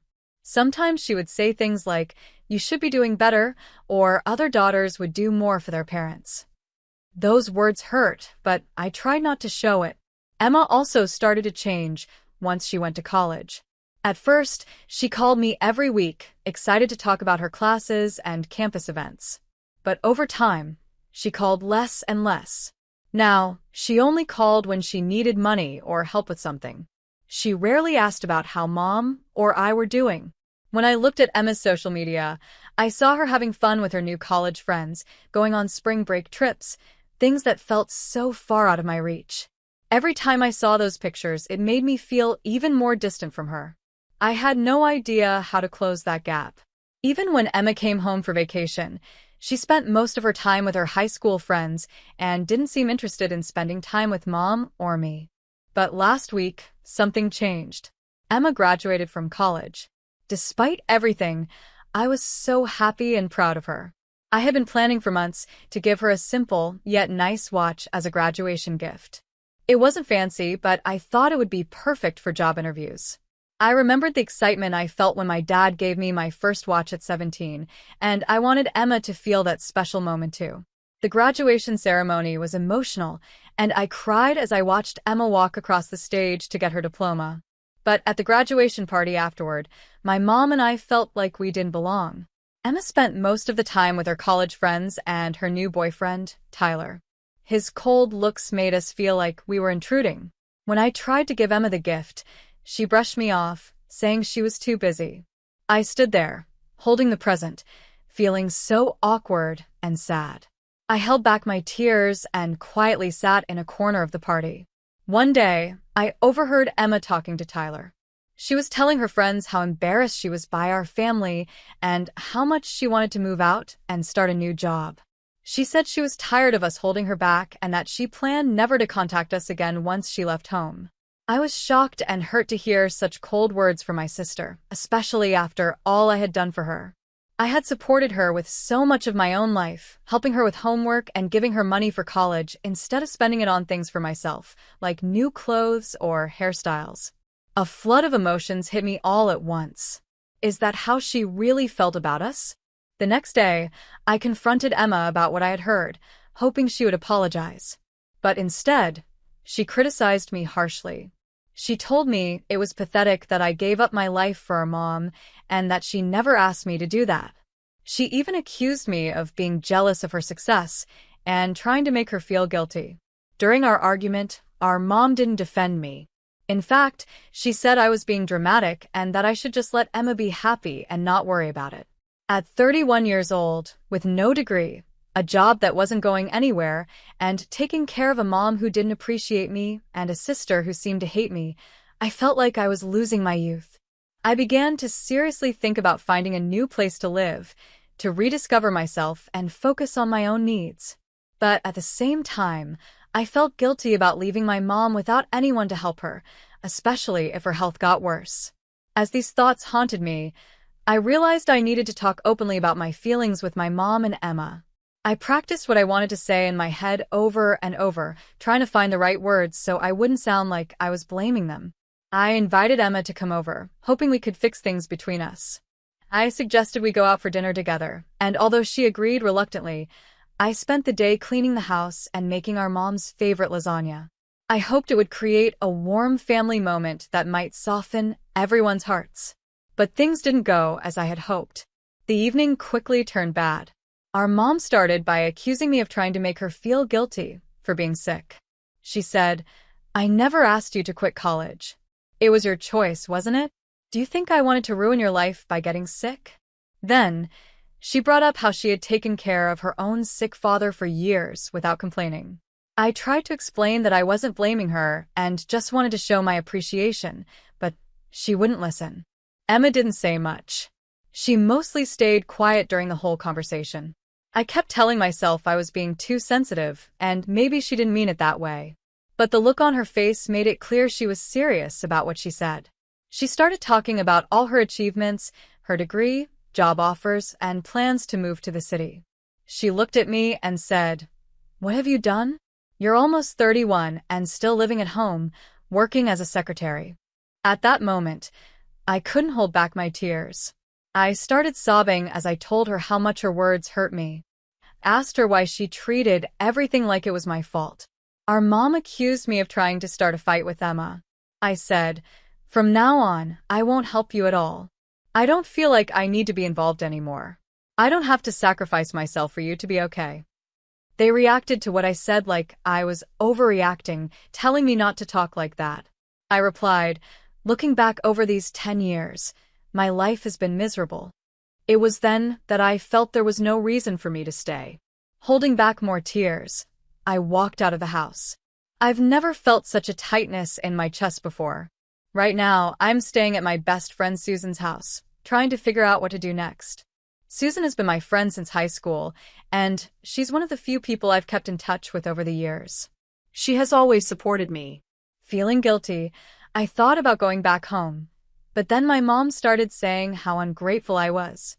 That was the turning point for me. I decided to stop all financial support and told my mom I needed to leave and take some time for myself. She tried to make me feel guilty by saying her health would get worse if I left, but I stuck to my decision. I suggested other options, like hiring home care or asking Emma to help, but my mom refused, saying she couldn't trust anyone else.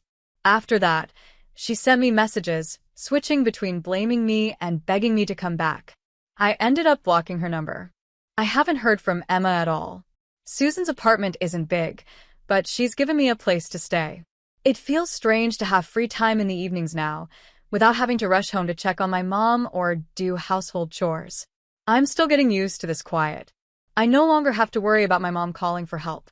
Finding myself again, not just as a caregiver, is still a bit hard, but for the first time in a long time, I'm starting to feel hopeful about my future. It's been a month since I left home. Living with Susan feels like a fresh start, and she has been such a great support. With the savings I had built up over the years, I'm starting to feel like I can move forward. I decided to enroll in community college. Right now, I'm taking an introductory psychology class and an English writing class. Going back to school and studying again feels amazing. The first time I went to class after so many years, I felt both excited and nervous. I hadn't been in school for a long time, so I was worried about being the oldest student and whether I could keep up. But it turns out, my worries weren't necessary. There were other adult students in the class, some of them even older than me. Balancing household duties, work, and school has been very hard, but social life in this new setting is a different kind of stress. This kind of stress feels more like it's about growing and improving, not just about getting by. I have also started therapy to work through my feelings about my family. Talking to a professional has helped a lot. She has shown me how to set boundaries and improve my self-esteem. We've also discussed why I always thought it was natural to put everyone else first. Last week, I ran into my Aunt Emily at the supermarket. I've always been close to her, and she's like a second mother to me. She asked me why I hadn't been answering my mom's calls. I briefly explained my situation. There are times when I feel relieved that I don't have to carry all the burdens alone, especially since I've had some support from work and family. One day, my aunt invited me to a nearby cafe for an important conversation. She said, "Kelly, everyone in the family knows how much you've sacrificed for your mom and Emma over the years. You dropped out of college when you were 21 and have supported the family since then. I want to help you." My aunt decided to give me part of her inheritance. After going through all the paperwork, I received $70,000. This unexpected support has opened up many new possibilities for my life, but what made me happiest was that someone finally recognized all my hard work.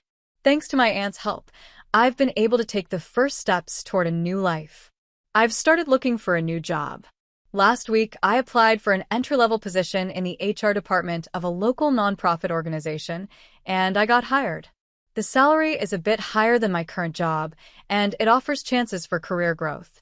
Most importantly, the job is meaningful and matches my interests. Overall, I feel cautiously optimistic as I continue to move forward. I've also started hiking again, a hobby I used to love but hadn't had time for in years.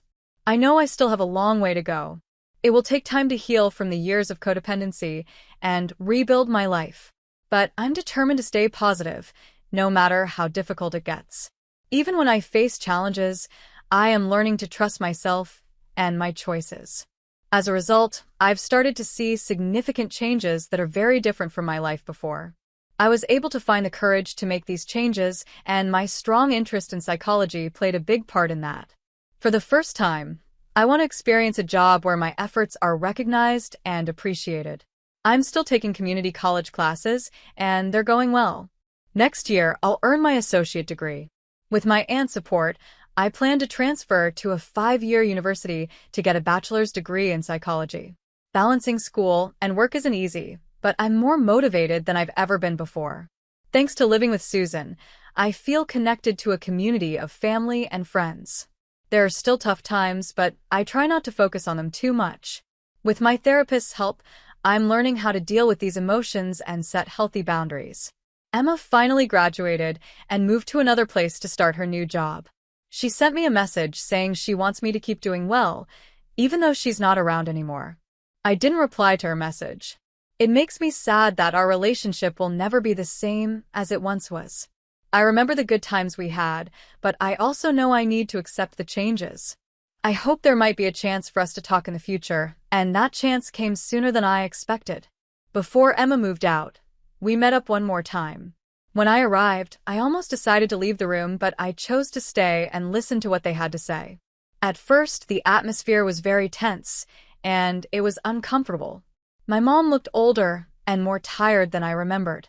I felt guilty for a moment, but then I remembered why I decided to leave home in the first place.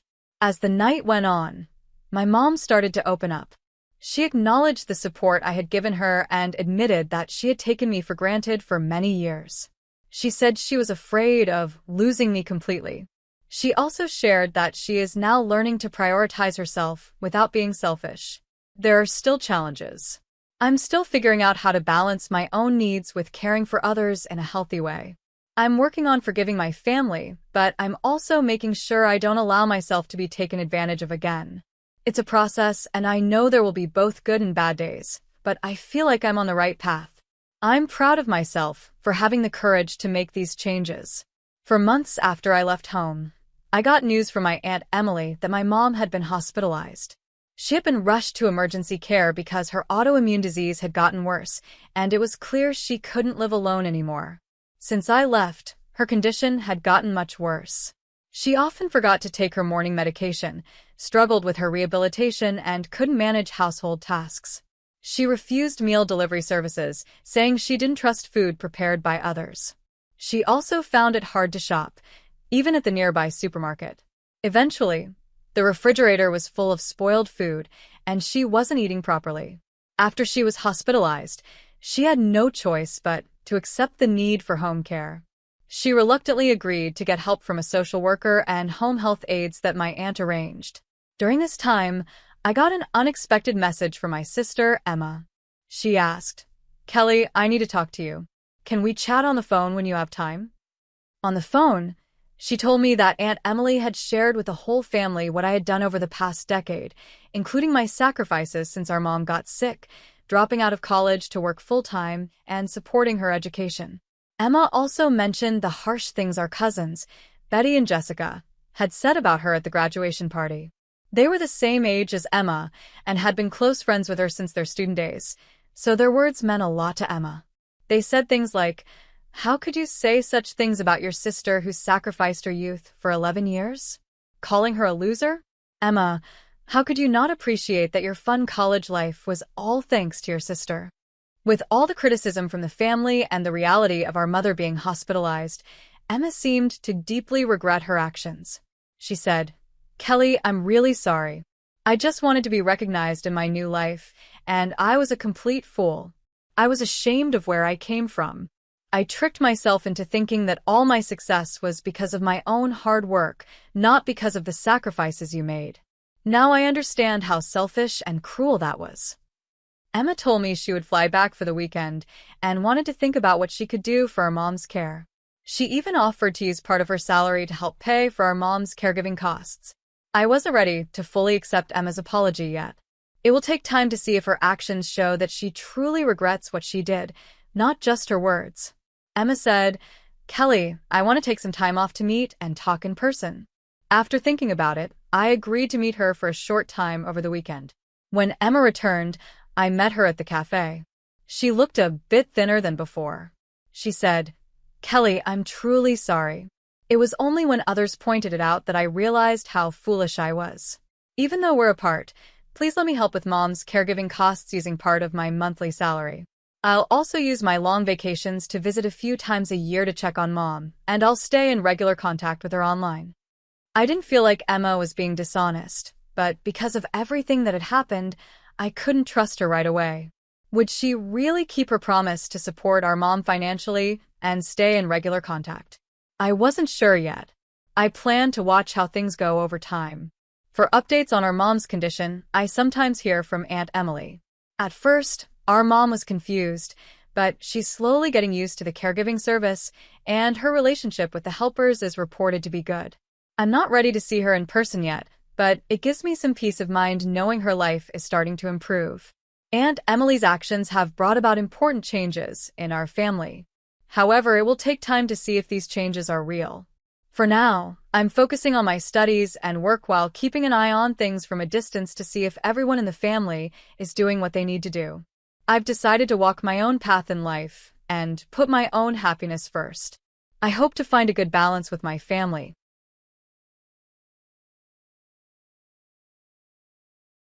Hey there, I'm Kelly. I'm 31 years old and work in marketing.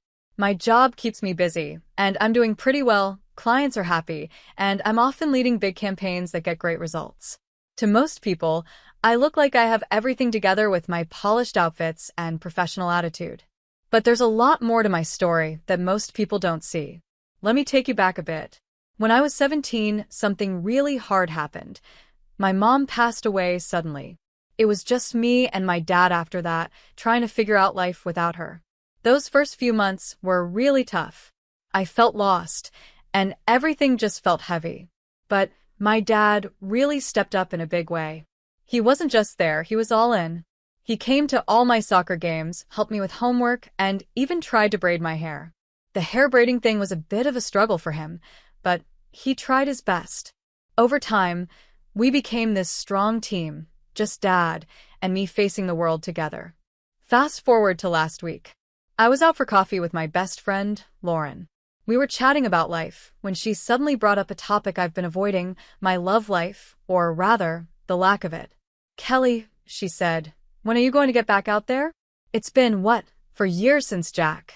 I almost choked on my latte at the mention of his name. Jack was my last serious relationship, and let's just say it didn't end well. In the beginning, he seemed perfect. He'd bring me flowers, surprise me with thoughtful gestures, and made me feel special. But things changed. Over time, he became really possessive. He'd text me constantly, get upset if I hung out with my friends, and even made comments about my work clothes, saying they were too revealing. It was like he wanted to control every part of my life. Lauren's face turned serious, and she nodded in understanding. Yeah, I remember, she said. It was like he couldn't handle you being your own person. I gave Lauren a grateful smile. She had been there for me through the worst of it, always ready with late-night ice cream runs and words of encouragement. Thanks to her support, I found the strength to end things with Jack. Since then, I've focused on work, and things have been great, especially since Paul joined the team. Paul is one of my coworkers, and he's honestly a wonderful person. He's supportive, always has my back during meetings, and I've caught him looking at me a few times. But even with someone as kind as Paul around, I just don't feel ready to jump into another relationship. As we were sitting there, my phone buzzed. It was a message from my dad. He's always quick with a text or call, and it's always nice to hear from him. Hey, sweetie, got a minute? He asked. I replied, for you always. What's up? He paused for a moment before saying he had some news, and I could almost hear the excitement in his voice. Life is full of surprises, the good and the tough, but with my dad, my friends, and the lessons I've learned, I know I'll figure it out one step at a time. I'm engaged. I almost dropped my phone as I hear the news from my dad. Dad, that's amazing. Tell me everything, I say, feeling a mix of surprise and joy. He laughs, sounding happier and younger than he has in years. Her name's Julie, he says. She's 42, works in publishing. We met at that charity golf tournament last month. You know, the one you couldn't make it to. As we chat, I realize how genuinely happy I am for him. My dad has always been there for me, so it feels great to see him this excited. So, when's the big day? I ask, curious. We're thinking about fall, he replies. Then he adds, actually, I was hoping you could help with some of the planning. Are you kidding? I'd love to help, I say eagerly. It feels nice to be part of his happiness and to know I can support him like he's supported me over the years. Over the next few weeks, though, I start to feel something is off. Whenever I ask him questions about the wedding details, he's oddly vague. He avoids my questions about things like the guest list or who the best man will be. Don't worry, sweetie, he says. Julie's handling most of it. I try to brush it off and not think too much about it. But I can't shake this nagging feeling in the back of my mind. It's the same feeling I had when my relationship with Jack started going downhill. But this is my dad, my rock. He wouldn't keep secrets from me, would he? One afternoon, I'm out for lunch with my coworker Paul. He's chatting away about a new campaign strategy, but I'm only half listening, lost in thought about my dad's strange behavior. Suddenly, Paul waves a hand in front of my face, snapping me out of it.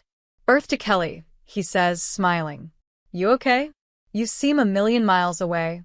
Just as I'm about to respond, I hear a snippet of conversation from the table behind us.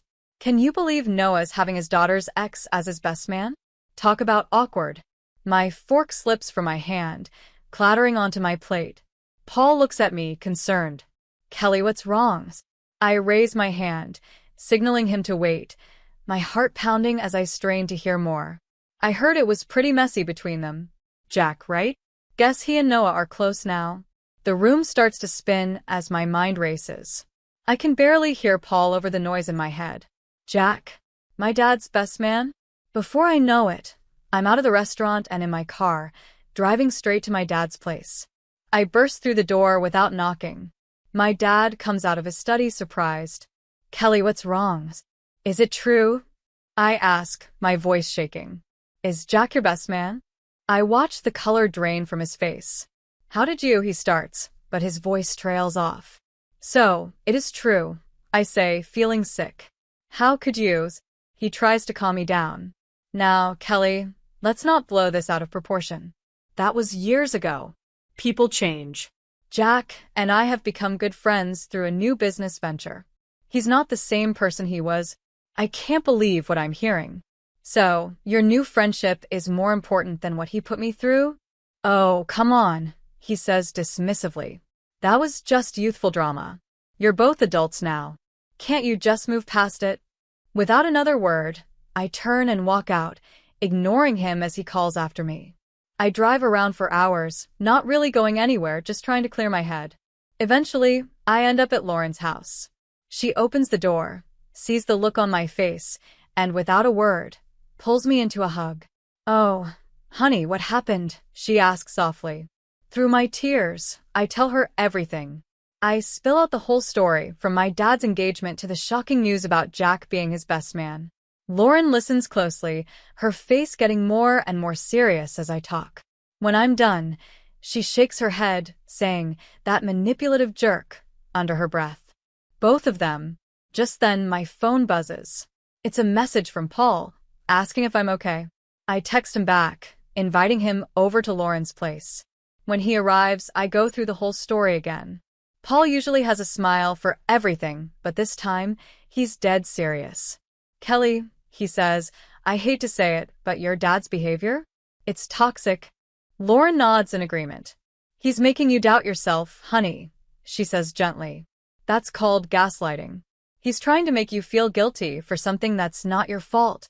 "But he's my dad," I say, my voice barely a whisper. "He's always been there for me. I don't understand why he's doing this now." Paul puts a hand on my shoulder. "I know he's your dad, but right now, he's choosing someone who hurt you badly over you. That's not okay, Kelly." They're right, and deep down I know it. The dad I thought I knew wouldn't make this choice, wouldn't brush off everything Jack put me through. I take a shaky breath and finally say, "I can't go to that wedding. I just can't." Lauren gives my hand a reassuring squeeze. "You don't have to," she says. "We're here for you no matter what." Paul nods. "Your mental health comes first. If your dad can't see that, then that's his problem." As I sit there, surrounded by friends who truly understand me, I feel a weight lift off my shoulders. It doesn't make everything better, but for the first time, I feel like I can breathe. This whole situation is wrong, and I know now that I don't have to let anyone, even family, control my life. I'm done letting toxic people, even those close to me, have power over my happiness. The next few weeks are rough. My dad doesn't take my decision well at all. He goes online, posting about how I'm a selfish, ungrateful daughter who can't be happy for her poor, widowed father finally finding love. Suddenly, my phone starts buzzing with messages from family members I haven't heard from in years. They're all saying things like, "How could you do this to your dad after everything he's done for you? And you're tearing the family apart." I want to scream. They don't know the full story. They don't understand what I'm going through or what Jack did to me. Work isn't much better. I start noticing people whispering in the break room when I walk by. Some go silent as soon as I enter. It feels like high school all over again, like I'm the outsider, the one everyone is talking about. One day, I'm just trying to grab a coffee, keeping my head down, hoping the whispers will stop. But I remind myself of the truth. I have people who support me, people who truly care about me. I'm stronger than this, and I'm not going to let anyone, not even my dad, tear me down. When I hear Nicole's voice, catching bits of her gossip, it's like a punch in the stomach. She's saying she's just jealous because her ex moved up to her dad. The mug I'm holding slips from my hand, crashing onto the floor, pieces scattering everywhere. Everyone turns to look, and I freeze, feeling the heat of embarrassment spread over me. I feel like I can't move, caught in this humiliating moment. Then, out of nowhere, Paul steps in. "All right, show's over," he says loudly to the room. "Don't you all have work to do?" His voice is firm, and everyone quickly looks away, going back to whatever they were doing. Paul gently leads me back to my office and shuts the door behind us. "Are you okay?" he asks softly, his eyes filled with concern. I shake my head, trying not to cry. "I don't know how much more of this I can take," I whisper, feeling the weight of it all. Paul is quiet for a moment, then he says, "My sister went through something a lot like this. Her ex was terrible, and when she finally left him, half of our family took his side instead of hers." "What did she do?" I ask, desperate for any advice. "She went to therapy," he says simply. "It helped her see she wasn't crazy and that she deserved better." 5 days later, I find myself sitting across from Dr. Shirley, a therapist.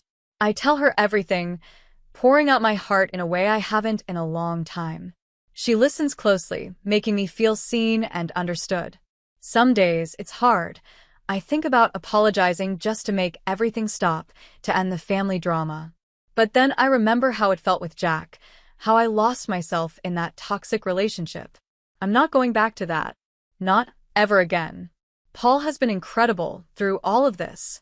At work, he shuts down the gossip whenever he hears it, and on tough mornings, he brings me coffee without saying a word. There's definitely something special between us, but right now I know I'm not ready for anything new. I need time to heal and find myself first.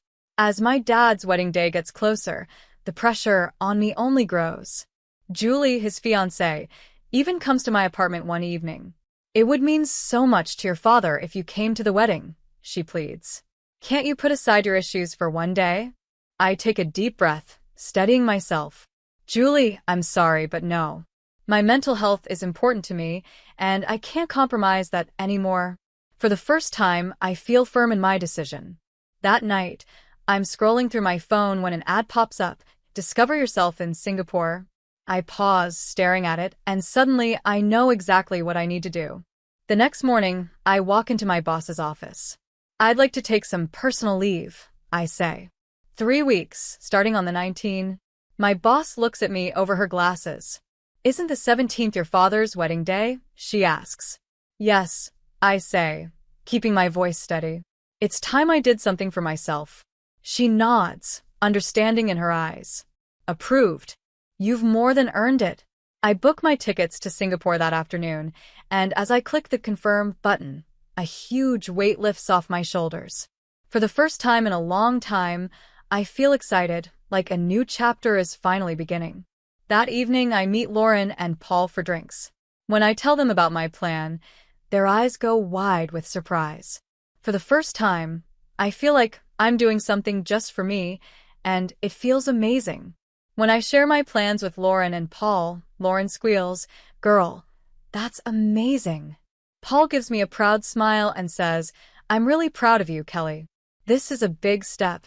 We all raise our glasses, toasting to new beginnings and friends who stand by you no matter what. Stepping off the plane in Singapore, I feel like a whole new person. 3 weeks in this beautiful place have brought me peace. All the chaos and drama from the past few months now feel like a distant memory. As I'm waiting for my luggage, my phone buzzes with a message from Lauren. "Total disaster." She writes, "Your dad got drunk and spilled all his secrets. Turns out he wasn't so perfect." Julie walked out before they even said, "I do's." And guess what? That business deal? Jack messed it up completely. I hang up the phone feeling nothing. No anger, no satisfaction. Just peace. I realize it's the closure I needed. Back at home, the months fly by, and work is going really well. I finish a huge presentation, and shortly after, my boss calls me into her office. She smiles and says, "Kelly, we're promoting you to creative director. You've earned it." I can hardly believe it. All my hard work is paying off. One day, I give a talk to some interns about handling challenges in the workplace. Afterward, a young woman comes up to me, her eyes shining with gratitude. "Your story inspired me," she says. "I realized I don't have to stay with my toxic boyfriend." "Thank you." I'm touched, realizing that sharing my journey can help others. Soon, I start mentoring young professionals, sharing the lessons I've learned. It's healing in ways I never expected. Then, out of the blue, my dad shows up at my apartment. He looks older, tired, and defeated. "Kelly, honey, can we talk?" he asks. I let him in but keep my distance. He sighs, looking down. "I'm sorry. I made mistakes. But Jack, he really manipulated me and Julie." "Stop," I say, holding up my hand. "You're still not taking responsibility for your own choices." He deflates, looking sad. "I just want my little girl back." I take a deep breath, steadying myself. "Dad, I'm not that little girl anymore. I'm a woman who's learned to value herself. I don't need your approval, and I don't need you in my life anymore." I smile gently, but firmly. "I wish you the best, but this is goodbye." Time passes, and soon I'm celebrating my 33rd birthday. Lauren and Paul surprise me with a party, and as I look around at all the smiling faces, I feel overwhelmed with gratitude. I have friends who truly care, and I finally feel free from the past. While cutting the cake, Lauren pulls me aside with a mischievous grin.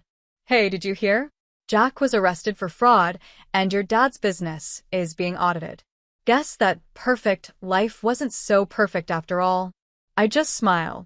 For once, I don't feel affected by any of it. I'm surrounded by people who love and support me, and I'm proud of the person I've become. I don't need to look back. My life is finally moving forward, and it feels amazing. I pause, my fork halfway to my mouth. Lauren notices and asks, "You okay?" I think for a moment before answering, "Yeah, I am."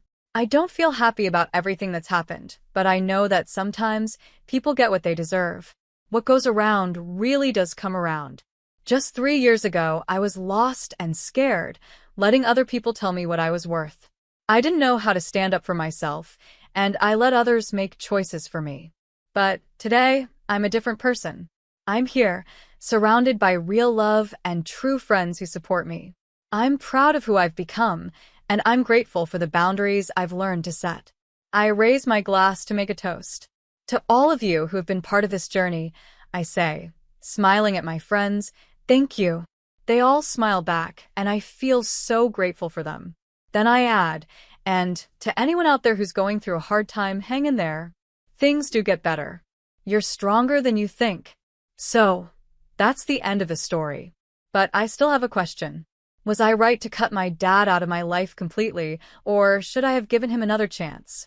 It's a tough call, and honestly, I still wonder if I made the right choice. On one hand, family is family, and we're often told we should forgive them no matter what. But on the other hand, toxic behavior is toxic, no matter who it comes from. What would you have done if you were in my shoes? Would you have kept your distance, or would you have tried to mend things? Let me know your thoughts in the comments below.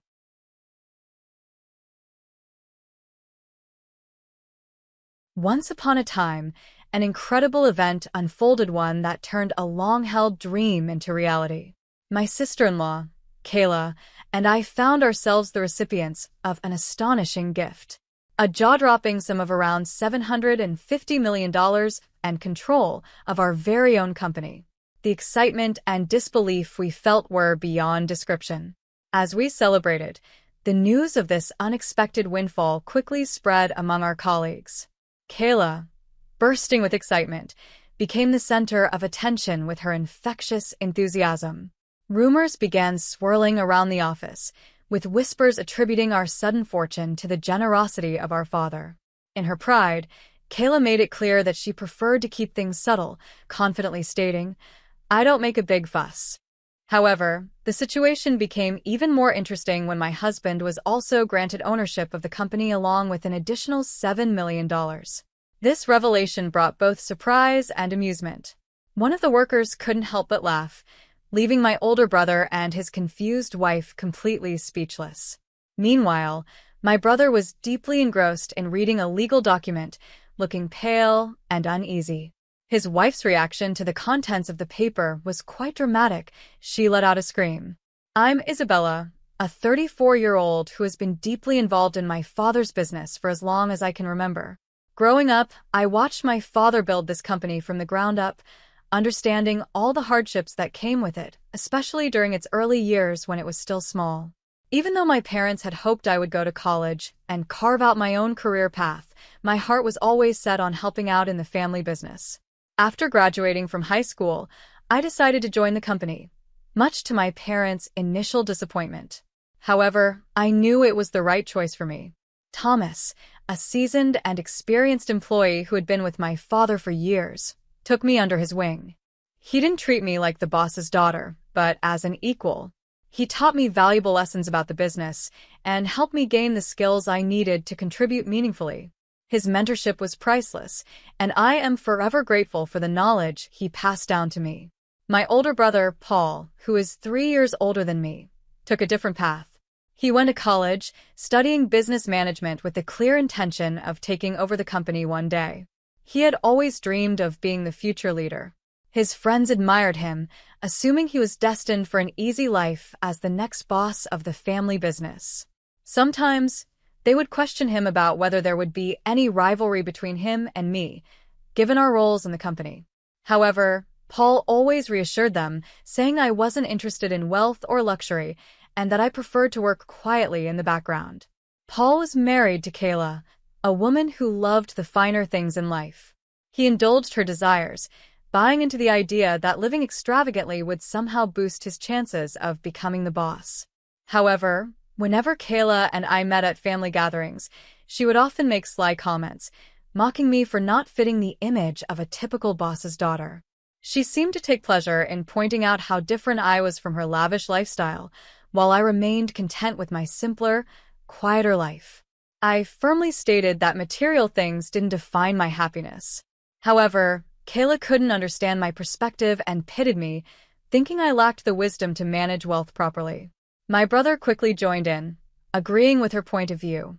He acknowledged that I was still learning the ropes in the company, and while I admitted I didn't have all the answers, my brother wasn't kind about it. He criticized me for not being confident enough, stressing that in business, projecting authority was essential to earn respect from others. Despite their criticism, I stood my ground. I calmly pointed out that in our family, only my father and I held real positions of authority within the company. My brother and Kayla's opinions didn't bother me too much because my mother stepped in to reassure me. She reminded me that I was making a positive difference in the company, and my father agreed, though my brother and Kayla were unmoved. They clearly didn't share our perspective and ended up distancing themselves from us for over a month.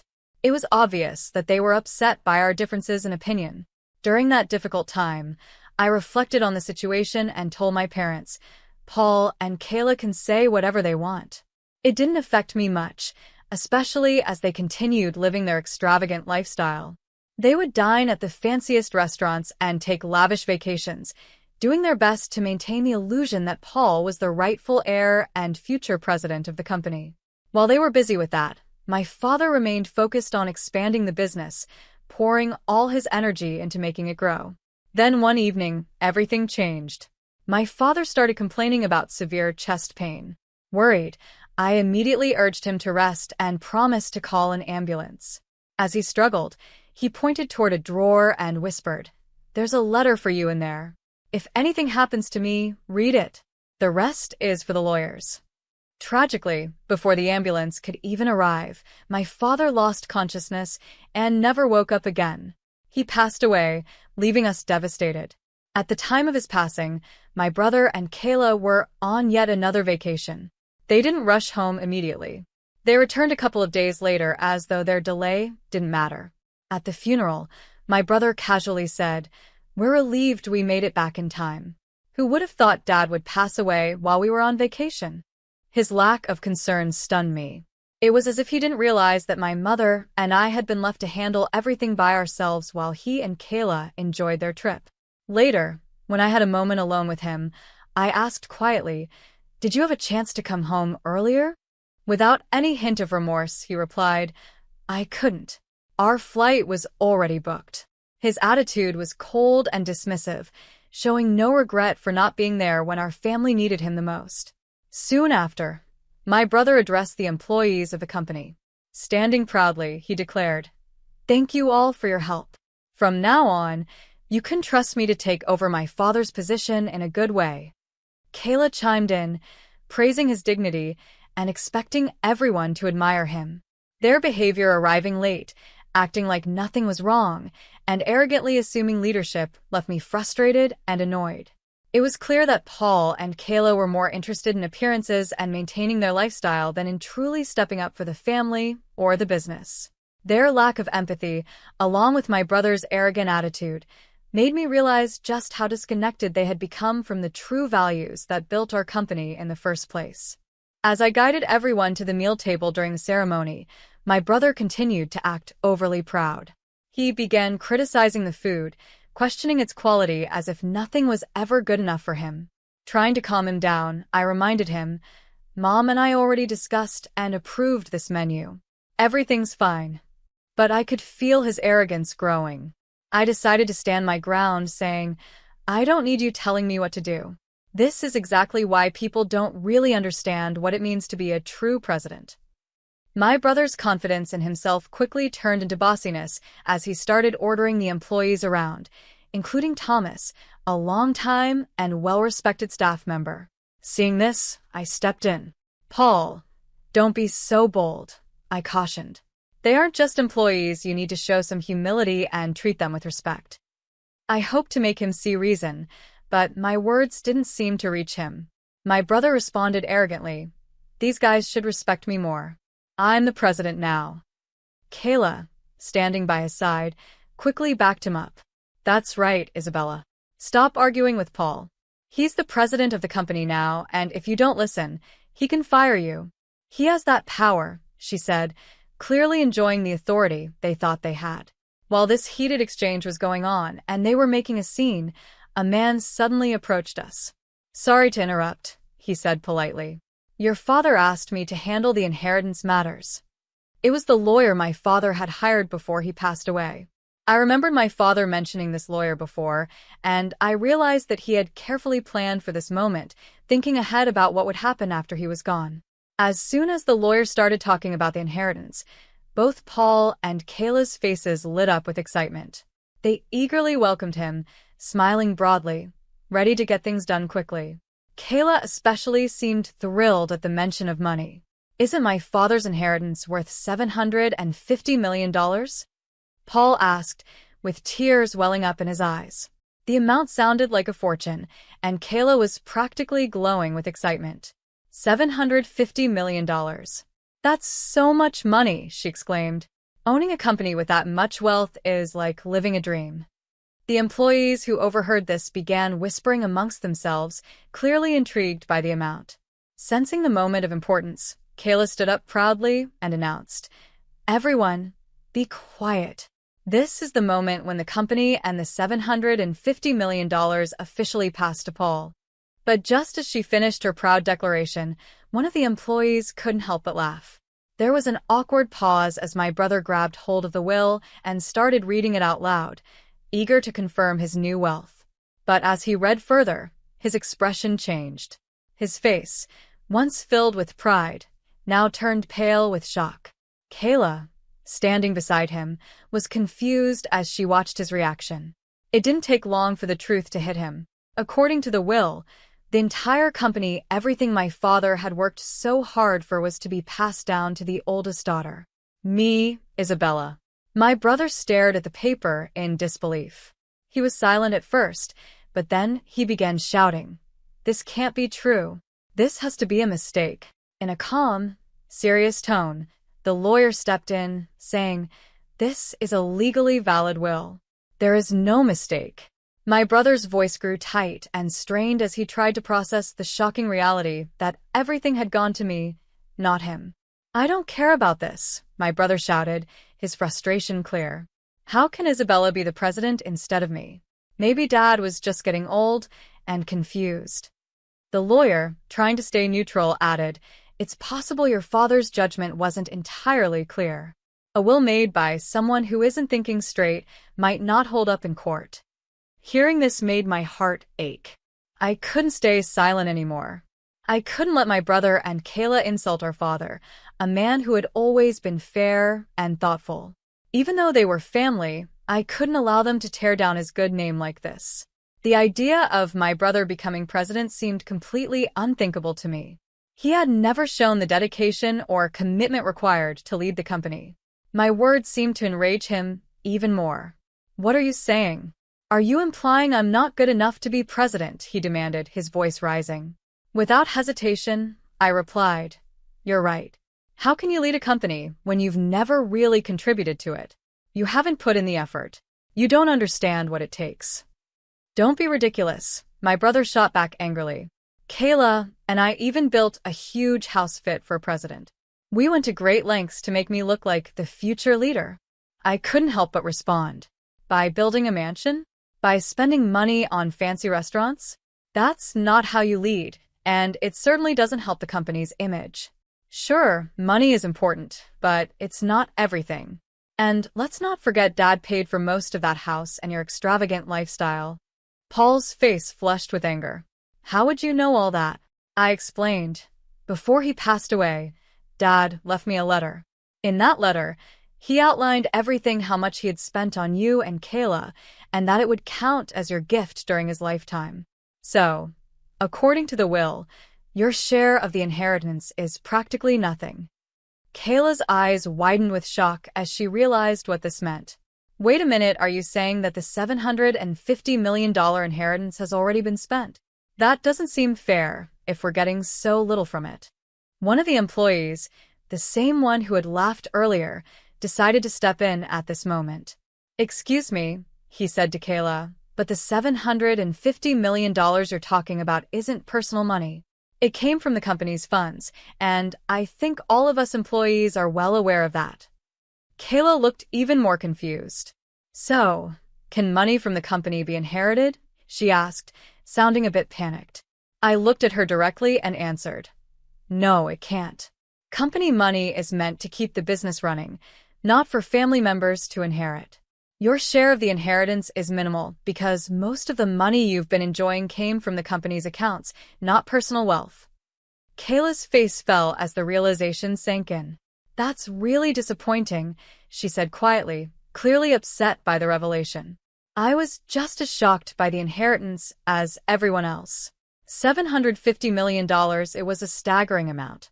As the reality of it sank in, my brother suddenly stood up, as if a new thought had struck him, and he shouted at the employees, do you really want someone as plain as Isabella to be your president? I'm the one who's more qualified. I have the same kind of charisma that our father had. But to his surprise, none of the employees agreed with him.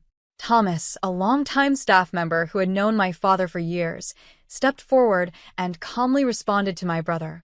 Your father was indeed a charismatic man who built this company from the ground up, but you and he are not the same.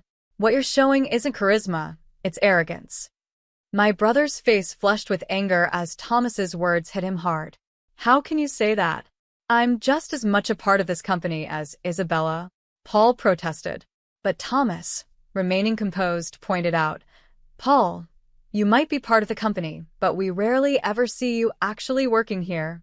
You don't spend time understanding how things work. Frustrated, my brother shot back.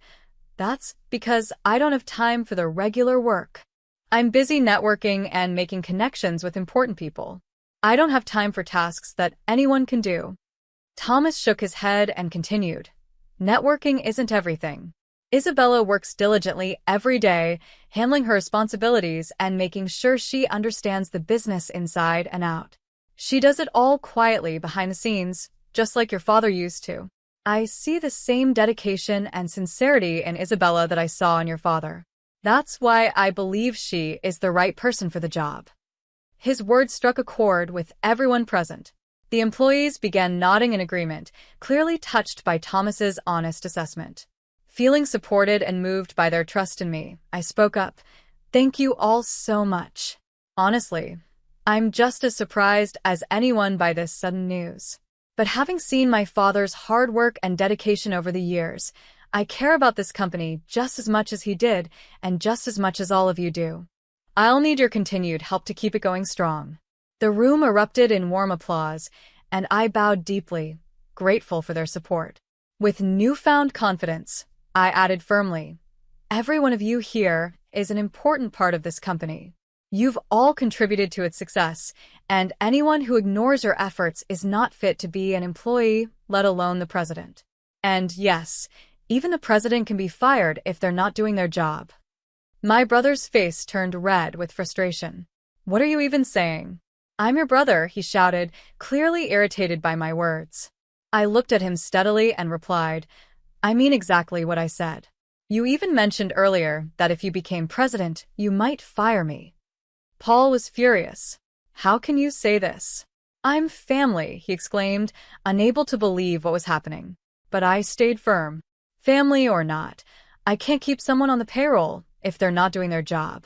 That includes you. This is ridiculous, my brother yelled, looking around the room in desperation, hoping for someone to back him up. But the employees, who had once been loyal to our father, simply stared back at him with cold, unsupportive expressions. It was clear he had no allies left.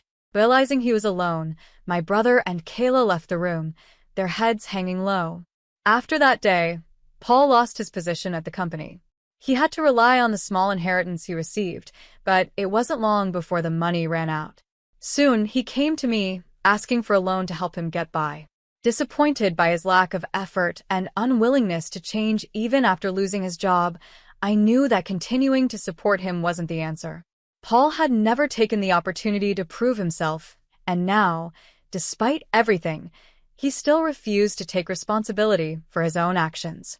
I firmly told my mother that we shouldn't give Paul any more money. His situation was worsening, and his friends, who once supported him when they thought he'd become president, abandoned him as soon as they found out he had lost the position to me, his sister. Kayla, who had once proudly thought of herself as the wife of the future company president, suddenly found herself in a difficult situation too.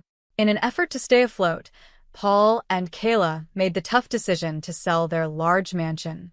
The money from the sale helped them sustain their extravagant lifestyle for a while, but without any steady income, their savings quickly ran out. As time passed, they found themselves with nothing left to sell and no way to cover their living expenses. When they tried to find work, they struggled because neither of them had the necessary experience. Paul eventually managed to secure a part-time job at a convenience store, a position far beneath what he was used to. It was a hard adjustment, and he often faced criticism from younger employees who had more experience in that type of work than he did. For someone who once believed he was destined to lead a company, it was a humbling and challenging experience. Kayla's life also changed drastically. She could no longer stay at home as a full-time housewife. With no other option, she joined a group of part-time housewives and took a job as a cashier at a local supermarket. She worked long hours from morning until night, earning a modest salary each month, far less than the life of luxury she had once enjoyed. Meanwhile, I focused on the lessons I had learned while working quietly behind the scenes at the company. I applied those lessons to help the business grow and thrive. With Thomas's help and the support of the other employees, we worked together and led the company towards steady growth. Ironically, my brother's downfall seemed to bring the employees closer together, strengthening the unity within the company. I made a promise to myself and to my mother that we would continue to expand the business. Our shared goal was not only to keep the company successful, but also to bring joy and honor to my father, who is no longer with us. We wanted to make him proud, knowing that everything we did was building on the legacy he had worked so hard to create. Though Paul's life had taken a difficult turn, and he and Kayla struggled to adapt to their new reality, I remained focused on the future.